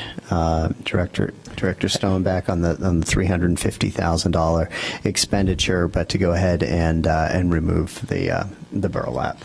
But I'd like to keep the conversation and we're moving gonna, forward. Yep, Yes. and we'll keep the conversation moving forward, and City Manager's Office will bring it back at the appropriate time. Sounds good. Okay. Thank you. All right, thank you. We're going to move on to SP9. Let's see, Alderman Braithwaite, could you take us through SP9? Thank you, Mr. Mayor. I'd like to move item SP9s for action, proposed projects funded by the Waste Transfer Station funds. Staff's recommending City Council authorize City Manager to provide the engineering design for the 2019 alley improvements to be funded by the Waste Transfer Station funds. Number 2, authorize staff to begin to discuss the ComEd to obtain property adjacent to the alley north of Lyons, east of Darrow, in order to improve this alley in 2020. Funding for this construction of the alleys installed in 2019 would be provided by Capital Improvement Fund account. This account draws funds from the settlement funds awarded to the city in 2016 in the dollar amount of $1,263,247.90. The estimated cost to improve the 3 alleys is $560,000. This is for action. Is there a second? Second. Okay, any discussion? I just want to thank staff. We've waited a long time. This is work that started with myself and Alderman Holmes and continued with Alderman Simmons. So thank you all for supporting the use of the funds, and looking forward to improving the quality of lives of residents that live in close proximity. Great. As well, I would like to give a special shout out to Kumar, as well as the citizens group that's made up of the 2nd, 5th, as well as members of the environmental community to work towards the air monitoring as well. Which we approved at the last meeting. Yes, Yes, that is terrific. correct. Thank you, Alderman Braithwaite. City Clerk, could you take the roll on SP9? Alderman Nguyen. Alderman Wilson. Alderman Sufferton. Alderman Revelle. Alderman Fleming. Alderman Fisk. Alderman Braithwaite. All right, SP9, proposed projects funded by the Waste Transfer Station funds in the amount of $560,000 was approved on a 7-0 vote by the Evanston City Council. All right, we're going to move to SP10, which is additional street cleaning dates. Staff recommends that the City Council authorize the City Manager to approve additional street sweeping at the end of the season if weather conditions permit. This is for action. Is there anyone that would move that?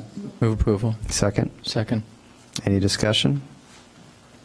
Alderman Sufferman? I just want to ask, will there be tickets issued for not moving your car for the additional dates? The memo says not on the March side, but on the fall side, will there be tickets, or are we going to do warnings? It is our intent to waive tickets in March, but after that, we would ticket at all times. And I'd like to show you the sign that we're proposing to do on this, and have Kevin Johnson, our supervisor in environmental services, come up and just kind of show us what's going on there. Evening. Here, I can hold the sign. So this is our current color of our temporary signs that we put up for street cleaning. So our proposal in adding the additional dates, if you're currently a first Thursday of the month, we would just be adding the third Thursday of the month. This will go on as the temporary and will come off. It will go up in October, into October, and come off at the end of December. So we use Velcro strips to attach a new sign with this bright orange on it onto the current metal sign that would give notice of the additional street cleaning dates on it. And it has to be temporary because next year the day will be different. And you'd also get a text alert? Yeah, so Morning over it would, the standard. if you sign up, and, excuse me, and that's our big, we'd love to get this word out, is to have all residents sign up for either the email or a text alert to advise them when the street cleaning would take place, because we really do want better compliance with that, and it's very easy to get these dates, so we would highly encourage everyone to do that. Dave, can I ask you a question about that? So with the parking app, we've talked about kind of incentivizing people with additional bonus money. Is there a way comparably that we could do that for the text alerts? Like a citation becomes a warning? We could definitely look into that. I don't have an answer for you tonight, like, but with the technology, I mean, like, I think people will sign up if it's like, hey, by the way, if you sign up, you get and you miss one free one, ticket. it's cool, man. One get out of jail. Yeah. I mean, I don't know if we can pull that off.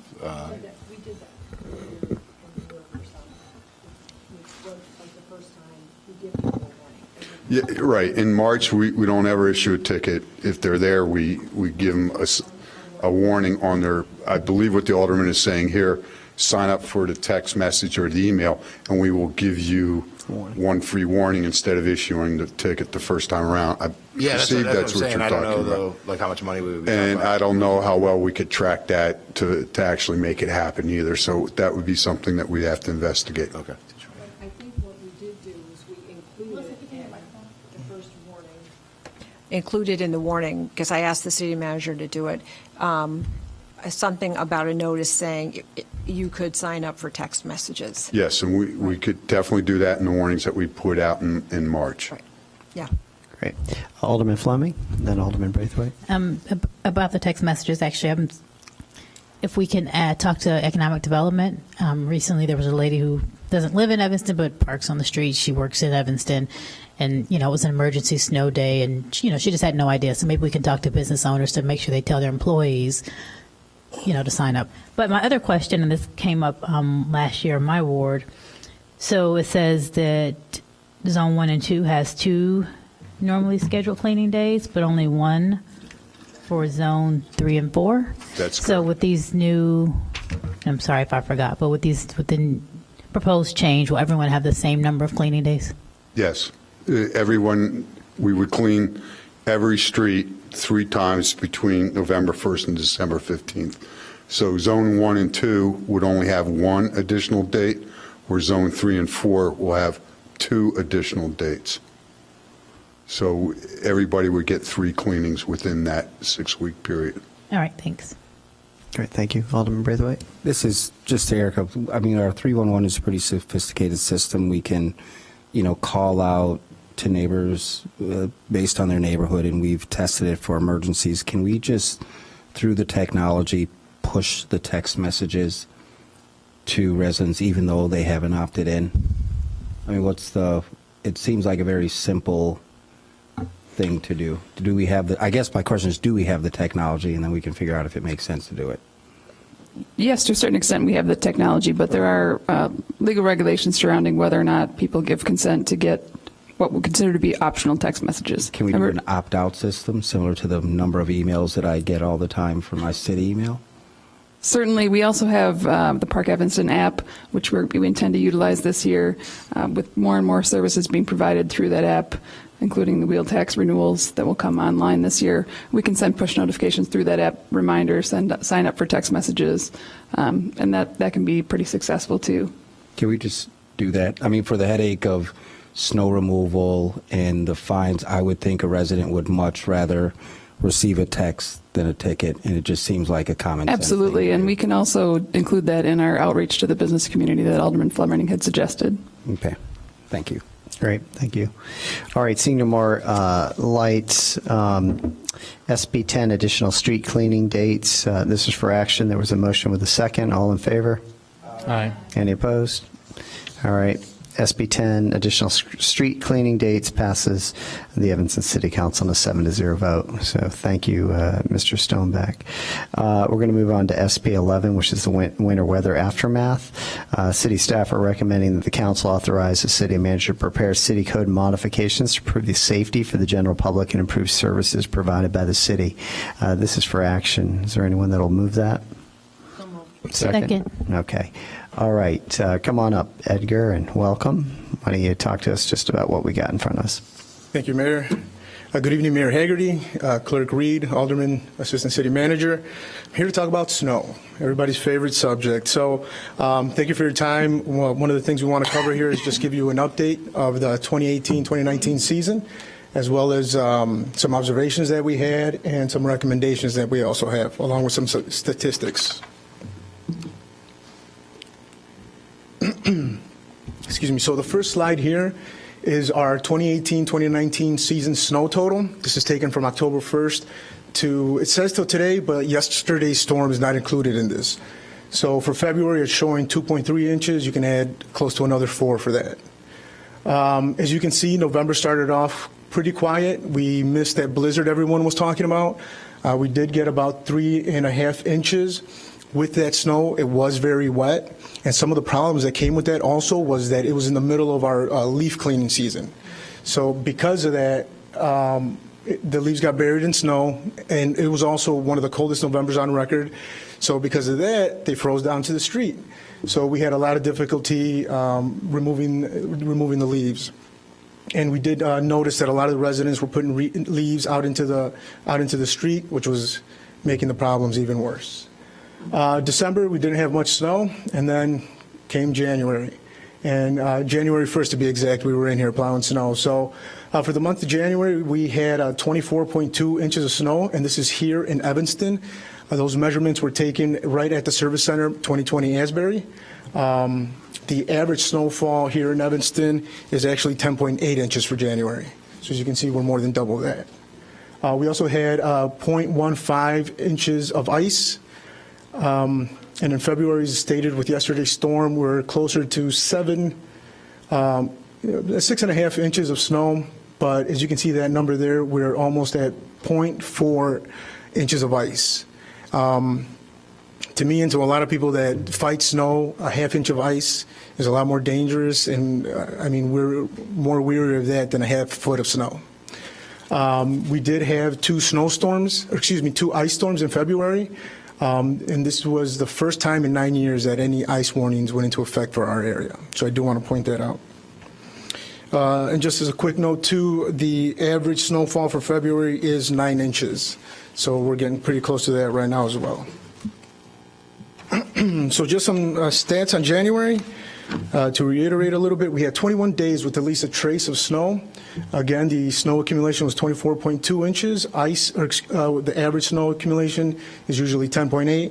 Total ice was 0.15. Out of all those snow days, there were 2 events where we had more than 6 inches of snow, and those 2 events put into effect some parking restrictions, which I'll talk about shortly.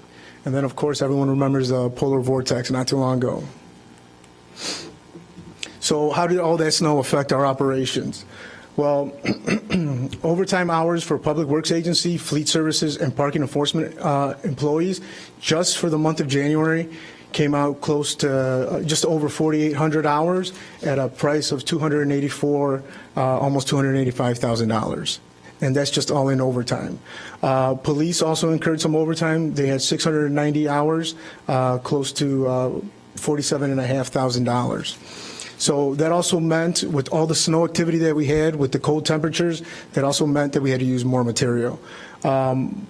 For salt, we used approximately 3,678 tons. As you can see, the price right there, and that's typically half of what we use during a full season. We usually use 7,000 tons in a season, and we used half of it in 1 month. Gallons of brines used was 62,476 at a cost of only $5,000.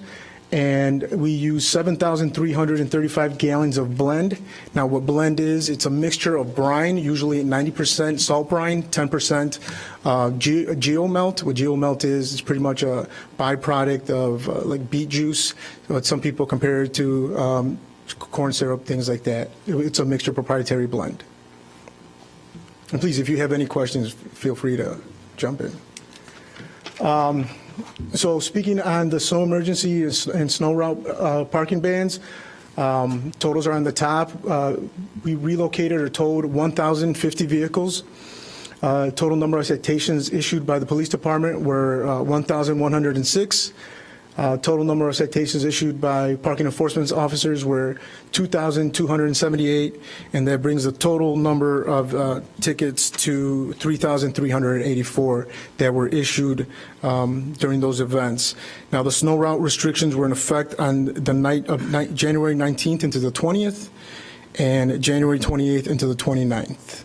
As far as the snow emergencies, those occurred on January 20 and 21st, and 28 and 29. And it's just broken down also on what was done at night and what was done as the in day, just for another way to depict it. Edgar, we got a question here. Alderman Braithwaite. I appreciate the stats. Do you have a comparison between 2019 and last year? No, we do not. Not Can at you this get time. that to us? I mean, that'll. I see the numbers, but it's not really relative to last year. Right. Now, are you speaking on compared to the snow emergency or to the snowfall? Or I care less about the snowfall, more about the budget impact. So I'm just curious to know, like, are we tracking more than we did last year just based on the increased weather, and how does it compare? Okay. You don't have to worry about it now, but I'd love to see it later on. Yeah, we'll get that together for you. Thank you, sir. I also just want to mention on this slide, the difference between the first snow event and the second snow event was that the tickets were almost reduced by half. So people were more aware that, of an event and what they needed to do. And so we saw a huge reduction in the amount of tickets issued for the second event. Yeah, that's correct. It made our operations so much easier the second go around because people were expecting us to be out there. So here are some operational issues that we ran into during the course of this year. One of the things that we're noticing now is we're having multi-day storms. Before you would have a storm 6 or 8 hours, it would end, you would clean up, that's it would be done. But now we're getting into a 24-hour, 36-hour storm where we have to run a 12-hour shift basis. Another scary thing is actually we're starting to get a lot more ice storms rather than snow precipitation. And I know I've gone to a couple of seminars and conferences where they believe that is because of the climate change, that is going to be the norm. Certain weather that St. Louis has been experiencing is moving up to Chicago, and we'll be experiencing some of that. So along with these multi-day storms, it actually means more overtime for us. The duration of the storm means we need to be out there patrolling the roads, making sure, even though it's ended, if the lanes are still wet, it doesn't refreeze. And of course, with that duration, it means we're going to be using more de-icing material agents as well. So another one of the issues that we encountered, of course, was the historic cold temperatures, and we'll get into detail about that later on. But just wanted to give you guys some notes as far as its effectiveness on materials. Salt becomes less effective at about 15 degrees Fahrenheit. After that, it starts having trouble. You need to start adding some additional de-icing agents to it. One of the things that we use, as I stated before, is geomelt. That actually goes into the sub-zero degrees, and it does actually do a great job in order to keep our streets clear and safe. So another thing that the cold temperatures did, it had a bad effect on our vehicles. As a lot of you know, some of our vehicles are diesel engines, so the diesel fuel could actually gel up. So even though we were here during the polar vortex days, we were out monitoring because we was still actually snowing. A lot of people were, it's too cold to snow, but we were still getting snow. So we were out monitoring for drifting because we had high winds. We had the wind chills in 45 below. So we were out there patrolling, but we started noticing, you know what, the trucks aren't acting right.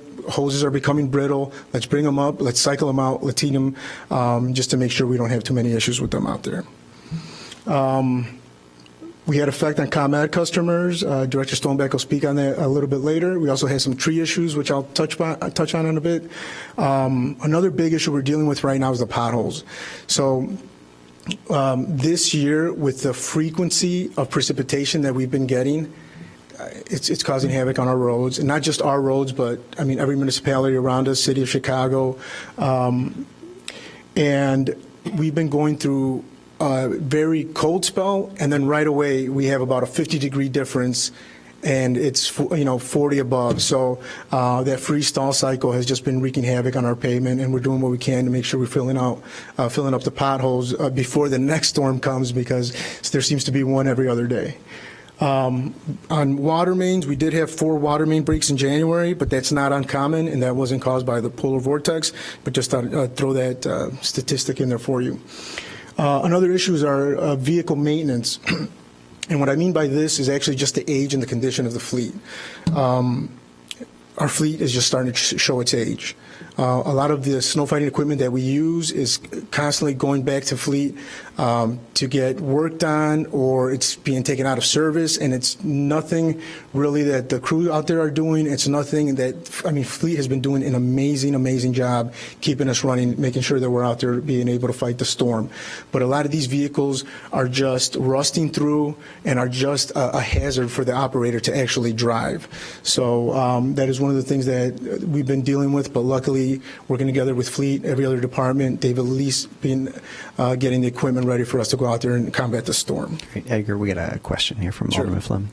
I don't know if it's Edgar or some staff. I remember last year we got some award about having some great fleet and so on and so forth. And I know in AP&W, when the fleet purchases come, we're always asking, how long are these machines going to last? So maybe it at another time makes sense to have a report or kind of an inventory of where we are with our fleet. Because I remember getting that we got some award about outstanding fleet, and so, but now I'm hearing that some are potentially too dangerous to drive. So yes, we have as part of the city council goal settings that we've just selected the dates for this evening, we're planning to do a tour of the fleet over at the service center, probably for that Saturday meeting, where we're going to invite the council to come across the street, view the equipment, talk about some of the issues that we have with the age of the fleet.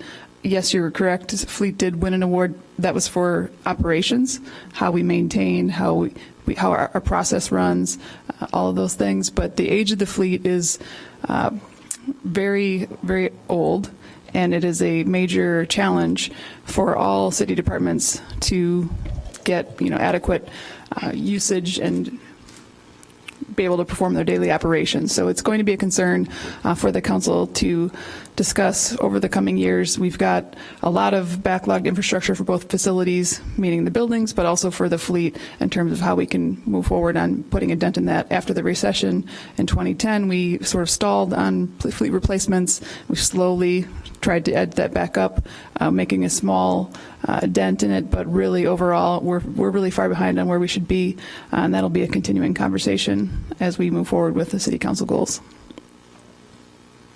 Thanks. Alderman Fisk. Well, first of all, Edgar, you're doing an amazing job. Every time I see an email from you, I go, oh, thank goodness you're here. So thank you for everything that you and your staff are doing. My question is about salt. Yes. Are there any alternatives to salt? In Switzerland, they use sand. They don't use any salt at all. And the reason why I'm asking this question is that salt is caustic. I mean, we heard a little bit earlier about the damage to the Talmadge light bases because of salt. And I know it's very bad for dogs' feet.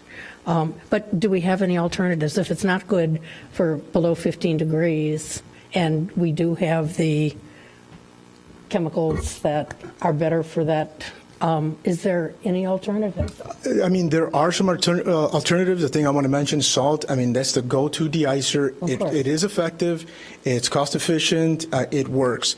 You speak. But is it cost-effective across the board when we consider the damage to vehicles that might be related to salt and the damage to our parkway streetlights and things like that? Yes, I would say yes, because you can wash the vehicle to get that residual salt off.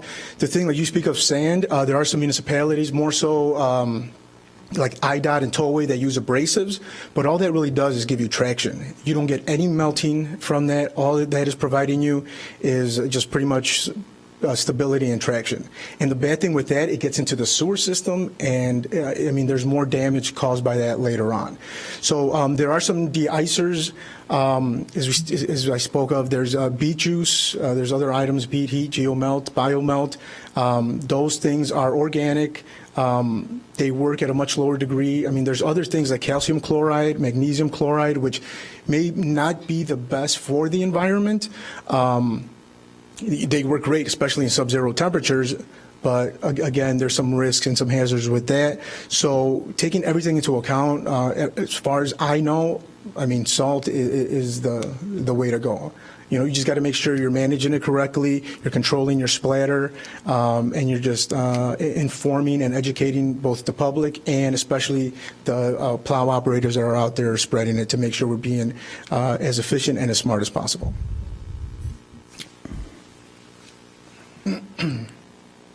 So speaking of tree issues from earlier, both these pictures are here in Evanston. One of the issues that we found was frost cracks, and this developed during the 2 days from the polar vortex.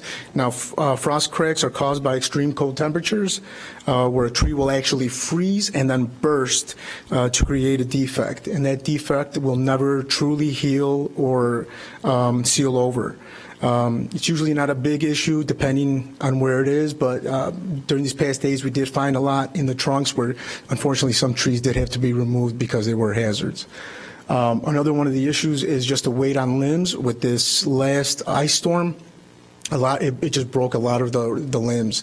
And you also added 35-mile-an-hour winds to that, and we had crews out there just inspecting trees in case things were happening. And of course, we were out there picking up branches that had fallen.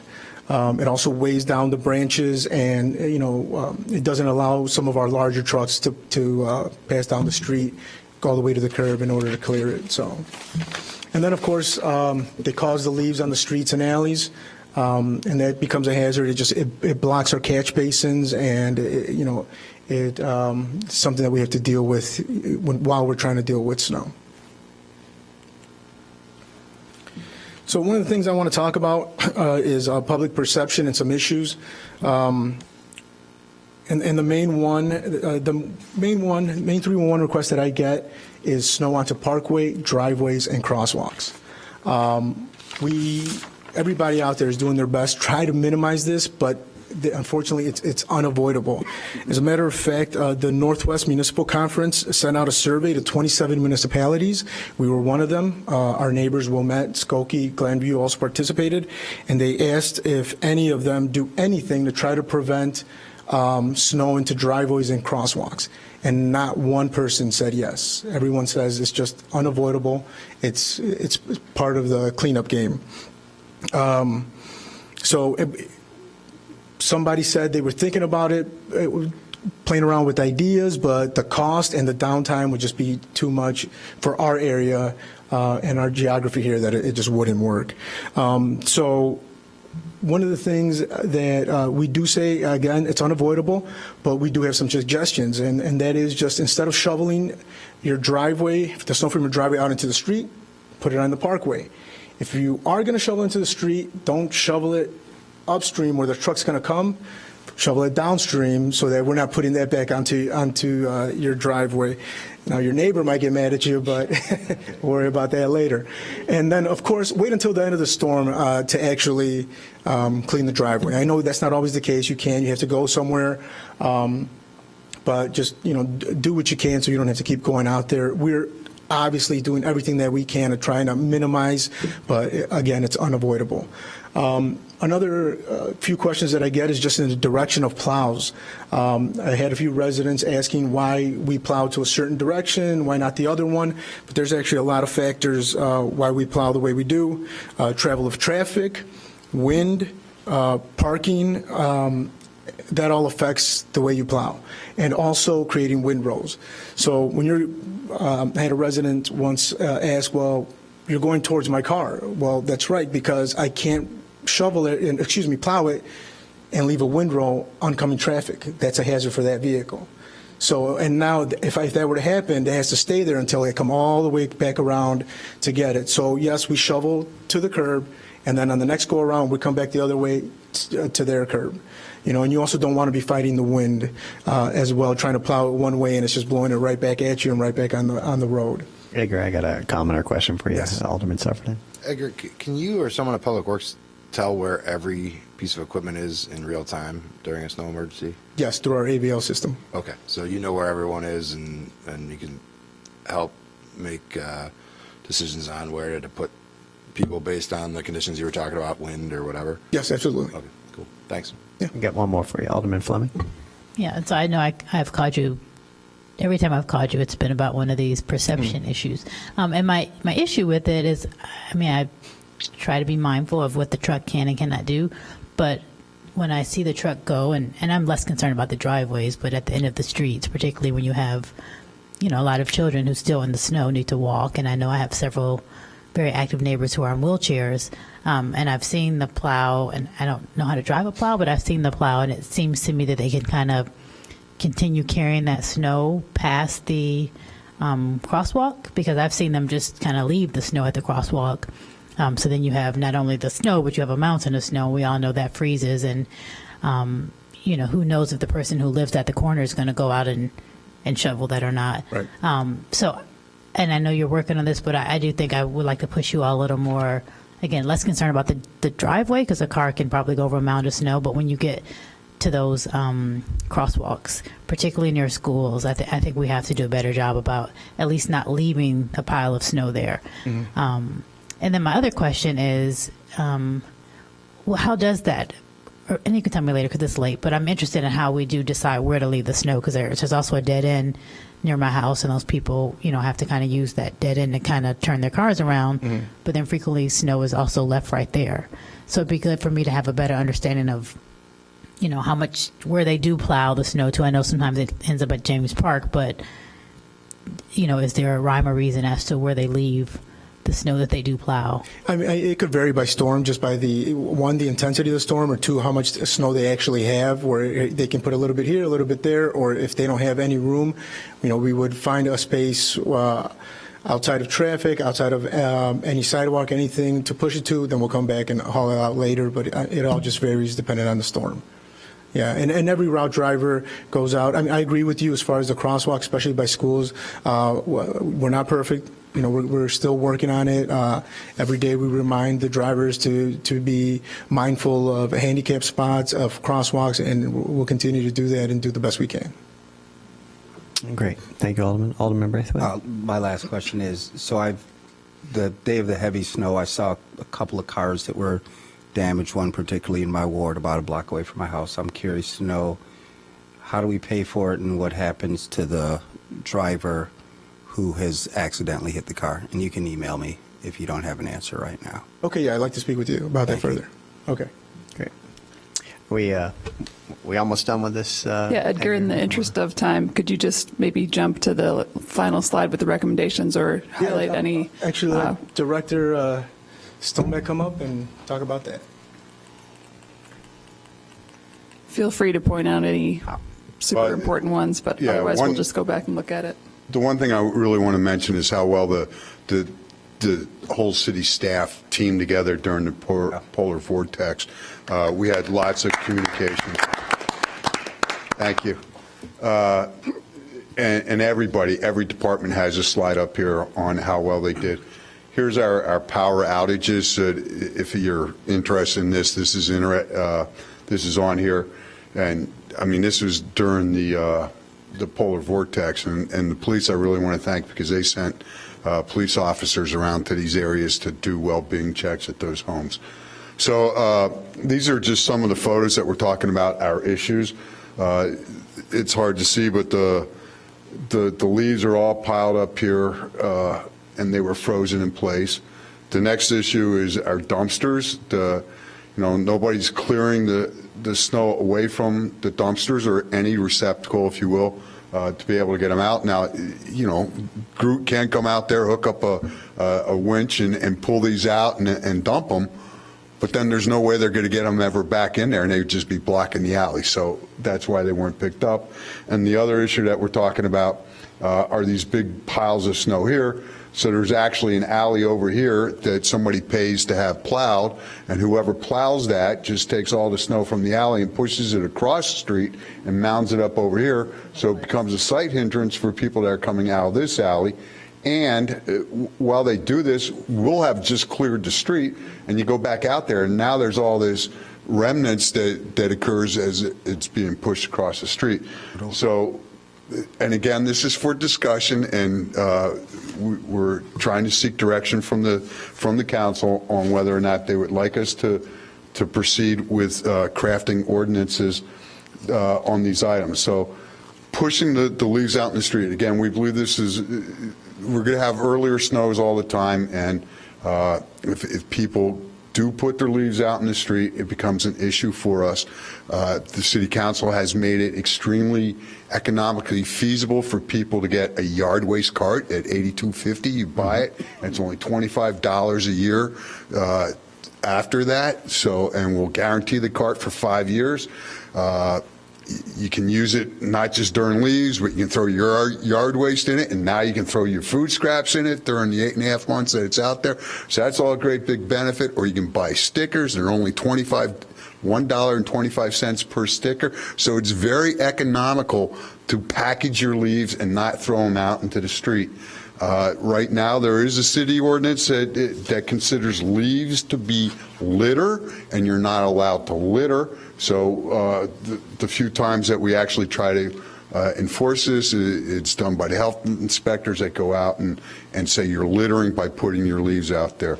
So if council was okay with that, I would try to put something directly in obstructions of the street, modifying the public works ordinance for that, and prohibiting it.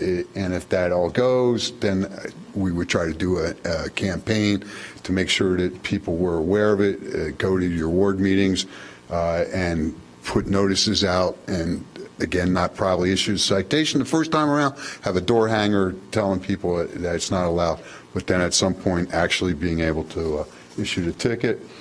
The next one would be, as we just discussed, about pushing snow from private property out onto public property. We have condo associations that are plowing their lots, and they don't take a space in their lot to store the snow. They push it out onto the city streets and then want the city to deal with it. And I don't think that that's appropriate either. If you're in a city lot, we push the snow into a couple spots within our own lots. And yes, we lose the parking spaces, but we aren't pushing it onto somebody else. The next one is it's my bad, it's my misunderstanding between the memo and what's up here on the slide. I thought we were going to change it to 2 inches of snow. Right now, the ordinance is written that you have to clear the snow when there's 4 inches or more within any 24-hour snow span of time, meaning that if you have 2 inches of snow one day and 2 days go by, and then another day you have another 3 inches of snow, you don't have to clear your sidewalk even though there's 5 inches on there, because it wasn't 4 inches within 24 hours. So my memo is wrong. What we would like to change it to is that it be 4 inches of snow and remove the part that says within 24 hours. Just if there's 4 inches of snow, accumulated snow, you would have to remove it. And then the last one would be to add something into the solid waste ordinance indicating that you do have to clear and remove the snow around your receptacles. Now, we demonstrated what's going on with the larger dumpsters in the businesses, but this is also a challenge for our employees who pick up the recycling. And if the recycling cart is buried in the snow, it's hard to get out of there, especially if it's all frozen in. So again, it would be something that we would put reminders out, but then if it's a continuing problem, we would try to issue citations, and that's all part about what we're talking about in agenda item 13, which is where we're trying to get policing power for public works. It's not that we're going to carry a badge or a gun or anything like that. We would just have the ability to write the citation tickets rather than having to try to get the police involved. We're not hiring new people to do this. It would be a supervisor and things like that. But so these are the 4 code modifications that we're trying to determine council's interest in pursuing them or not. Thank you, Dave. Okay, so we got a couple of lights up here. Alderman Nguyen. Dave, so I would support you on the clearing of sidewalks after 4-inch snowfall. I mean, I think that the 3rd ward is a walking ward, and I get really upset with neighbors who don't clear their sidewalks. I mean, this weekend you can tell that who's not home because their sidewalks aren't cleared because of the 3-day weekend. But there are people who are just chronically, they barely shovel, and that's really a hazard to their neighbors. But my other question is, how would you tell whose leaves are in the street? I mean, do we actually observe people putting their leaves in the street? We do and we don't. We also have neighbors calling us and saying, my neighbor's doing this and that. And then sometimes it's very clear that this is the only yard that's clear of all leaves right now, and there's a big pile of leaves right there. And again, we aren't going to hire any more employees to do this, but we're going to have the ability that if we have a repeat offender that it's a nuisance act, then we can start working with them. Well, I do think that we should probably do some more public education first before we do anything, and point out to people that with climate change that also that the expense to the city of putting your leaves in the street and that it's illegal, and then so we could educate people on all of these points and make sure that they really know, what the city rules are, because people do move in and they don't always know. And we have new neighbors who put their Christmas tree in the alley, until we sort of gently called them up and said, you know what, it should go on the parkway. And so, it's just that kind of, let's keep the public education going. I think snow from private property onto our public property, go ahead, ticket them. That's extra money from us. It's extra effort on the part of our city employees. It's extra effort and on all of our equipment. So they'd have to. I mean, the snow issues, I think, I would support. But the leaves on the street, I think we should really push again to re-educate people on all the options that they have available. And then I'm sure someone from the gardening community would tell you just to mow your lawn, mow the leaves into your lawn and just leave them there, because that's actually what's best. So that would be my view. Thank you. Alderman Fleming, then Alderman Wilson. Real quick thought. My issue with number 2 is, again, back to the corners, right? So my neighbor is one who does clear the corner when all the snow's plowed on it, and he throws it in the street, which, I guess we're saying is not right, but he didn't put the snow in his corner either. So, if we're mounding snow onto the corner, and then the person is going to do us the courtesy of cleaning that corner, we're going to tell him to put the snow, I don't know where. I guess he could put it on his side or his parkway, but so that's my concern with that one. Number 3, I'm okay with that. I would love you to add some de-icer, because I know we have neighbors who do shovel, but they don't always put down ice, and I think ice is probably more dangerous, particularly when you have snow on top of ice. So if we can add I don't know what this de-icer, I don't know what you add there, but salt. I didn't want to get into the salt thing because Alderman Fisk doesn't like salt, but whatever. If they could just make sure to remove the ice to the best of their ability. Well, it's not that hard if you just get out there and put salt out, or put something out. But anyway, if you can add that. Number 4, my only concern with this one is, we put our trash cans out the night before because our trash comes very early. If the plow comes, then the plow, rightfully so, goes around my trash cans and plows the snow up next to my trash cans. So I'm not necessarily going out there in the morning to shovel out my, do you know what I'm saying? Yes. So I don't know how you enforce that, and that the person, I guess with the, condos or whatever, maybe that's a different issue, but if my 2 little cans are out there and the plow comes by and shovels my cans in, I don't know how it can be my expectation that I'm supposed to go out and unshovel them again. So I don't know if maybe I'm incorrect and we want people to put their trash cans up on the parkway. I always put mine in the street. So maybe there's, again, some more education as to where we're supposed to be placing our cans. But, I just don't see myself running out there personally to unshovel them after you all have plowed them in. And Alderman Fleming, if I may. Yeah, it's not so much the problem with the carts. It's that is a little bit easier to move. It is the dumpsters that's harder to actually move out, put back in. The carts, if the truck can't do it, it weighs a whole lot less for the individual to do that.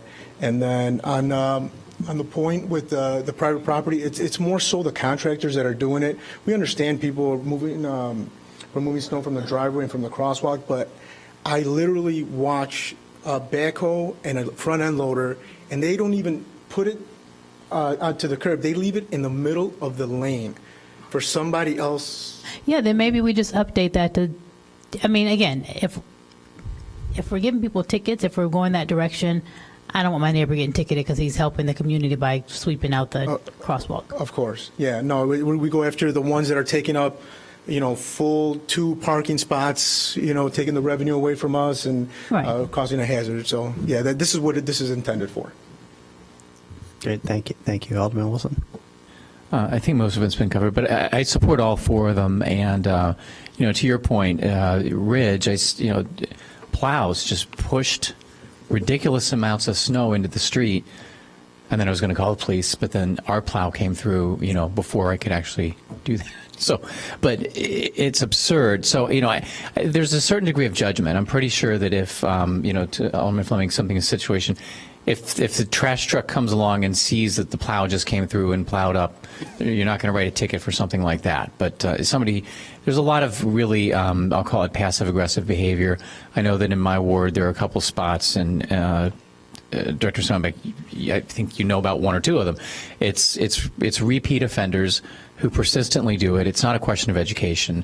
And, somebody making a one-time mistake, I don't think they're the ones that are going to get dinged, but it's the ones who year after year after year, I get the same people calling on the block because, X, Y, and Z house are persistently doing this kind of thing. So, I think we need to have a tool to start to address those things. Leaves in the street, pushing the snow in large quantities into the street after it's been plowed. It creates new hazards. So, yeah. So I support all 4. Okay. All right. So seeing no more lights on SP 11, it said for action. I think this item was really for discussion. There's no ordinances or anything that were prepared, but I think it asks for direction to have the ordinances prepared. Yeah, I think we probably do want to ask for that direction to go ahead and start to put together ordinances that the council can then react to. This is SP 11 that we're on right now. We're on SP 11. SP 13, right, was giving them police powers. Right. Okay, so thank you. So we're going to move on now to SP 12. So we're going to direct the city manager to do that? Yes. City managers. Yeah, I'm just hearing the comments. I feel like there's a general consensus for most of these, so we will bring back the associated ordinance, and if there's further discussion at that time, we can have more conversation. Sounds great. Okay, Alderman Wilson, can you introduce SP 12? Sure. SP 12 is Ordinance 15-0-19, amending Title 7 of the Public Ways regarding trees and shrubs. It's for introduction. Staff is recommending that the City Council adopt the ordinance, which will amend portions of the code regarding trees and shrubs to correct staff title updates and clarifying public parkway allowed plantings. I move approval. I'm sorry, move introduction, rather. Okay, is there any discussion? Alderman Ravel. Well, I guess I have a problem with the section on restricted parkway plantings. And basically it's aimed, among other things, at restricting the kinds of plantings that can go, particularly sort of the natural habitat grasses kinds of plantings in parkways. And given that a resident has to come to the city anyway to get a permit to put something other than just turf grass in their parkway, is that correct? Yes. I guess it seems to me overly broad to just say you can't have anything that's going to grow taller than 3 feet, because I think there are a lot of parkways where something taller than 3 feet wouldn't be, get in the way of any sight lines or anything. So I guess I would prefer seeing something that said when they come in with a permit application, they describe what they're going to be planting and how tall it would be, and there'd be some kind of judgment going into whether it was close to the intersection and might be a sight hazard, or whether in fact it would be perfectly okay to be in that particular parkway. Again, so the limit of 3-foot height is not a new one. Mm-hmm. If you look on page 280 of 293 in the packet, we're striking paragraph B, but that is the old code, and within that paragraph B, it already said that it cannot exceed the maximum overall height of 3 feet. Mm-hmm. That's in there partially because the police request that be the case so that they have clear view. Mm-hmm. They don't want to be blocked from the street looking in at the homes and with having something 3 foot high or higher in the parkway, which would become a visual hindrance for them. Mm-hmm. So this is not anything that we're adding to the code. Okay. We're just moving it from what paragraph it was to here, but and again, that doesn't mean it can't be stricken. But based on what I've learned on this when it came around and finding out why it was currently there, that was the response that I had or was provided with. So again, it's up to the council, but I was told to bring that point up to you. Because I guess I assumed it was for sight lines for a car driving down the street and making sure that when they got to the intersection, they weren't going to be blocked by tall plants. That's why we have you have to be at least 15 feet away from from a crosswalk or an intersection for plantings. But the 3 foot height was even in the middle of the block. That it was something that they didn't want to be obscured. I guess I'm not sure what the code is about how tall a fence can be in the front yard either, but that's all part of it. So it can only be a certain height so that there's still the unobstructed view as police patrol the. Okay, because probably since the time the Part B was put in place, there's been a lot more awareness of the need to get rid of as much turf grass as possible and put in plants with deeper roots and helps with stormwater management. And so I guess I'd like to, maybe could we talk with the chief cook or the police to see if that's still really a concern? I would ask that you introduce it tonight, and then we can have more of a conversation. I perceive we could wait 2 weeks on this one instead of just next week to bring it back, so we have the opportunity to have discussions. And I have some other concerns that I would like to talk to you about as well off the line. Great, thank you. Alderman Fleming.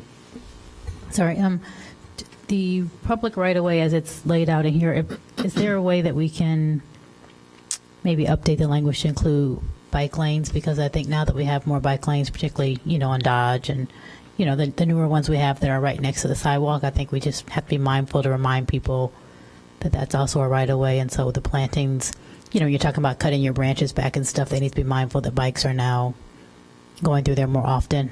Sure. I know that's been a concern of some residents of mine on Dodge about limbs not being cut back because people don't think about the bike lanes. And to your point, I dealt with this a lot last summer, and the 3 feet, part of the reason for that I learned also was, and I can address this, is rat burrows or habitats. And so when you have gardens that are very large, they tend to be a place for rats to burrow. And as we're trying to continuously control our rat population, the health department doesn't want the gardens to be overgrown. I also get lots of complaints of people who call and say my neighbor hasn't cut his grass, not being aware that they have a permit and it's approved and so on and so forth. So, and these are yards that are like maybe 2 feet tall. And so I think if you get something that's too big, too tall, I mean, I'm only 5 feet. I wouldn't want my neighbor to have a front yard that's 5 feet tall. But the rats are another issue. And I think was it rabbits too, Ike, or just the rats? So we maybe don't want to go past that 3 feet for health reasons. I would think the rats would be more of a density issue rather than a height issue. No, they were height as well. Anyway, he can tell you offline, but All right. it's a rat issue. Let's move on to Alderman Wilson. Thanks. He's been sitting there all night. Let him talk. He's been here all night. Just say All right, something, talk Say road, something, Ike, Ike. quickly. Good day, everyone. It's pretty much height and density because what it does is it provides harborage for the rodents. So if it's high and if it's dense, you're not able to see when a rat is burrowing or when a rat is moving around in that area. So it's actually both. Thank you. Thank you. Thank you. And it is just for introduction. I know that we've all gotten some comments from residents, so if we set it out for a couple of weeks, that'll give people time to make comments. But your points are well taken. There are just a number of people in town that are, taking advantage of the privilege and abusing it and covering up fire hydrants and a number of other problems. So unfortunately, it has to get addressed because people are not responsibly doing their plantings. So thanks. All right, so there was a motion that was seconded to introduce SP 12, Ordinance 15-0-19, amending portion of the city code at Title 7, Public Ways, Chapter 8, Trees and Shrubs. Does this? Yeah. This requires. Okay, so City Clerk, you take the roll, please. Alderman Nguyen, Alderman Wilson, Alderman Sufferton, Alderman Ravel, Alderman Fleming, Alderman Fisk, Alderman Braithwaite. All right, SB 12, Ordinance 15-0-19 passes for introduction on a 7-0 vote. All right, we're going to move to SB 13. Alderman Sufferton, could you introduce this one?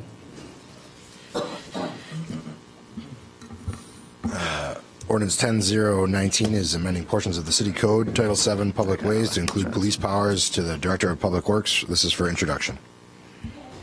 Is there a second? Okay, any discussion on this item? It's just to write tickets, so. I understand. Just for the public, I got like a handful of emails. If someone would just say what it means and then. I don't raise my hand. Go ahead, Alderman Thank you. Braithwaite. No, I don't want to say it. I mean, just anyone else. Oh, there it is. Thank you, Dave. All right. Hi. In the city code, policing power, it talks about the ability to issue citations and tickets, and that's what we're looking to do. And it would not be all employees in Public Works. It would be my designees, which would basically be my supervisors, and it would be to issue citations. That's all we're looking for. And policing powers is just a terminology used within the city code. Thank you, Director. Well, we did give up our policing powers I know as a that's council exactly, a while ago. I was thinking the same thing. You know, we could give them to somebody else here. All right. Seeing no communication here or interest. This is for introduction only. And this is for introduction. It was moved and seconded. So, City Clerk, could you take the roll on SB 13, Ordinance 10-0-19? Alderman Nguyen. Alderman Wilson. Aye. Alderman Sufferton. Alderman Ravel. Alderman Fleming. Alderman Fisk. Alderman Braithwaite. All right. SB 13, Ordinance 10-0-19, amending portions of City Code, Title 7, Public Ways to include police powers to the Director of Public Works, passes the Evanston City Council for introduction on a 6-1 vote. We're going to move now to SB 14. Alderman Ravel, could you introduce this? All right. Staff recommends that City Council adopt Ordinance 13-0-19, which will amend the City Code, Section 8-4-6C, private scavenger provided receptacles. And this is for introduction. Okay, and just so everybody understands, there was an amendment made before, and they struck something that previously was in it, which basically said that private scavenger receptacles must be kept locked in the downtown zone district. So we're just adding back in what was there before because it was accidentally struck. Okay, seeing no lights, City Clerk, could you take the roll, please, on SB 14? This was moved by Alderman Ravel and then seconded by... That's fine. Alderman Nguyen? Yes. Alderman Wilson? Aye. Alderman Sufferton? Aye.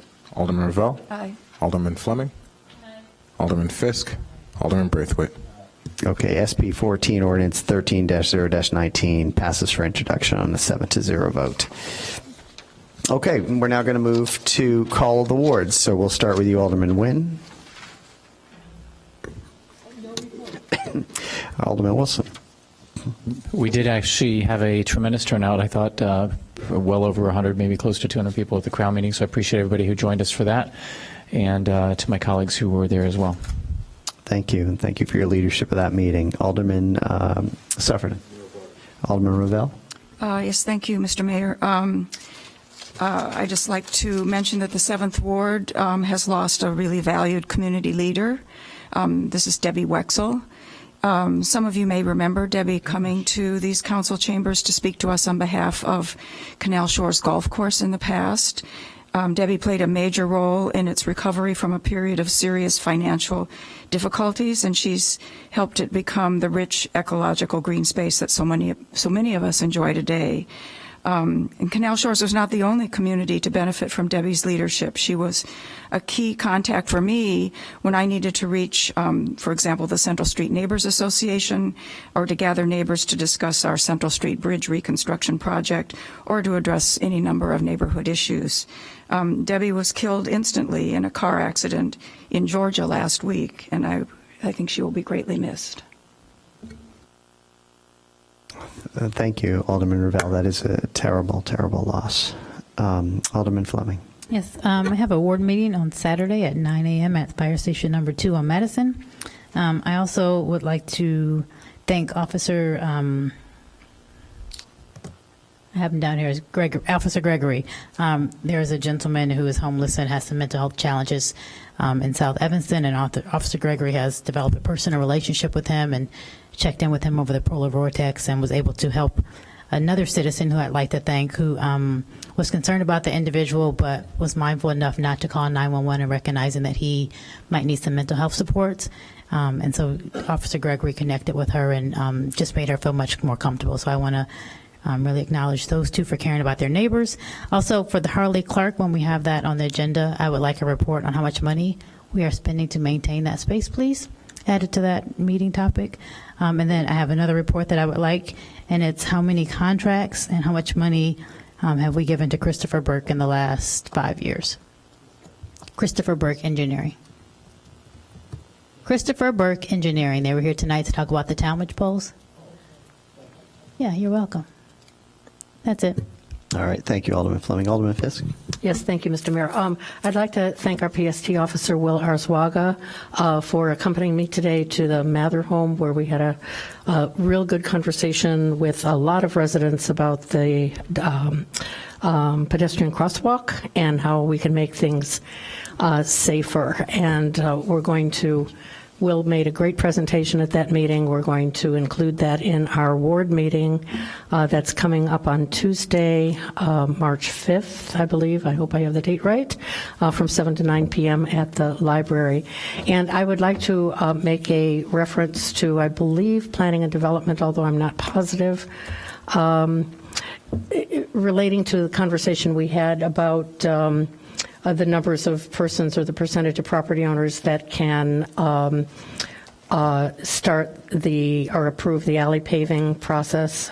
I know in my ward, we've had a situation on a block where you might have 20 individual homeowners in single-family homes, and then a condo building with 50 residents in it. And those 50 residents can determine what the rest of the block does, even though they may only physically own 10% of the property on the block. So I think it's time probably for us to have a conversation about how that works. And that's what I have for tonight. So thank you very much. Thank you, Alderman Fisk. Alderman Braithwaite?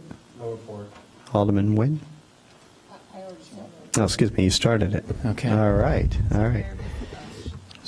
Mr. Mayor, members of council, before we conclude, I just wanted to make one clarification that the police chief sent to me earlier when we had the discussion about the sex offenders and the 414 number. He has clarified it. There is 23 registered sex offenders in the city of Evanston. That 400 number reflected those weekly check-ins by the homeless population. Great. Thank you, Chief. That's what I think I you thought. put a lot of people at ease here. Appreciate you looking into that. All right, So all the press are now hitting the delete button. Yep. Can't have that big title you were all going to run with. Took away tomorrow's lead story. I'm Alderman sorry. Wilson, can you lead us into executive session? Okay. Pursuant to 5 Illinois compiled statutes, ILCS 120/2A, and thank you, Assistant City Manager. I move that the City Council convene into executive session to discuss agenda items regarding personnel, litigation, and minutes. These agenda items are permitted subjects to be considered in executive session and are enumerated exceptions under the Open Meetings Act. These exceptions are 5 ILCS 120/2A, C1, C11, and C21. Is there a second? City Clerk, you take the roll, please. Alderman Nguyen. Alderman Wilson. Aye. Alderman Suffredin. Alderman Ravel. Alderman Fleming. Alderman Fisk. Alderman Braithwaite. All right, on a 7-0 vote, the Evanston City Council is going to recess into executive session. Thank you, everybody, for coming out and watching, and we'll see you next week. Bye-bye.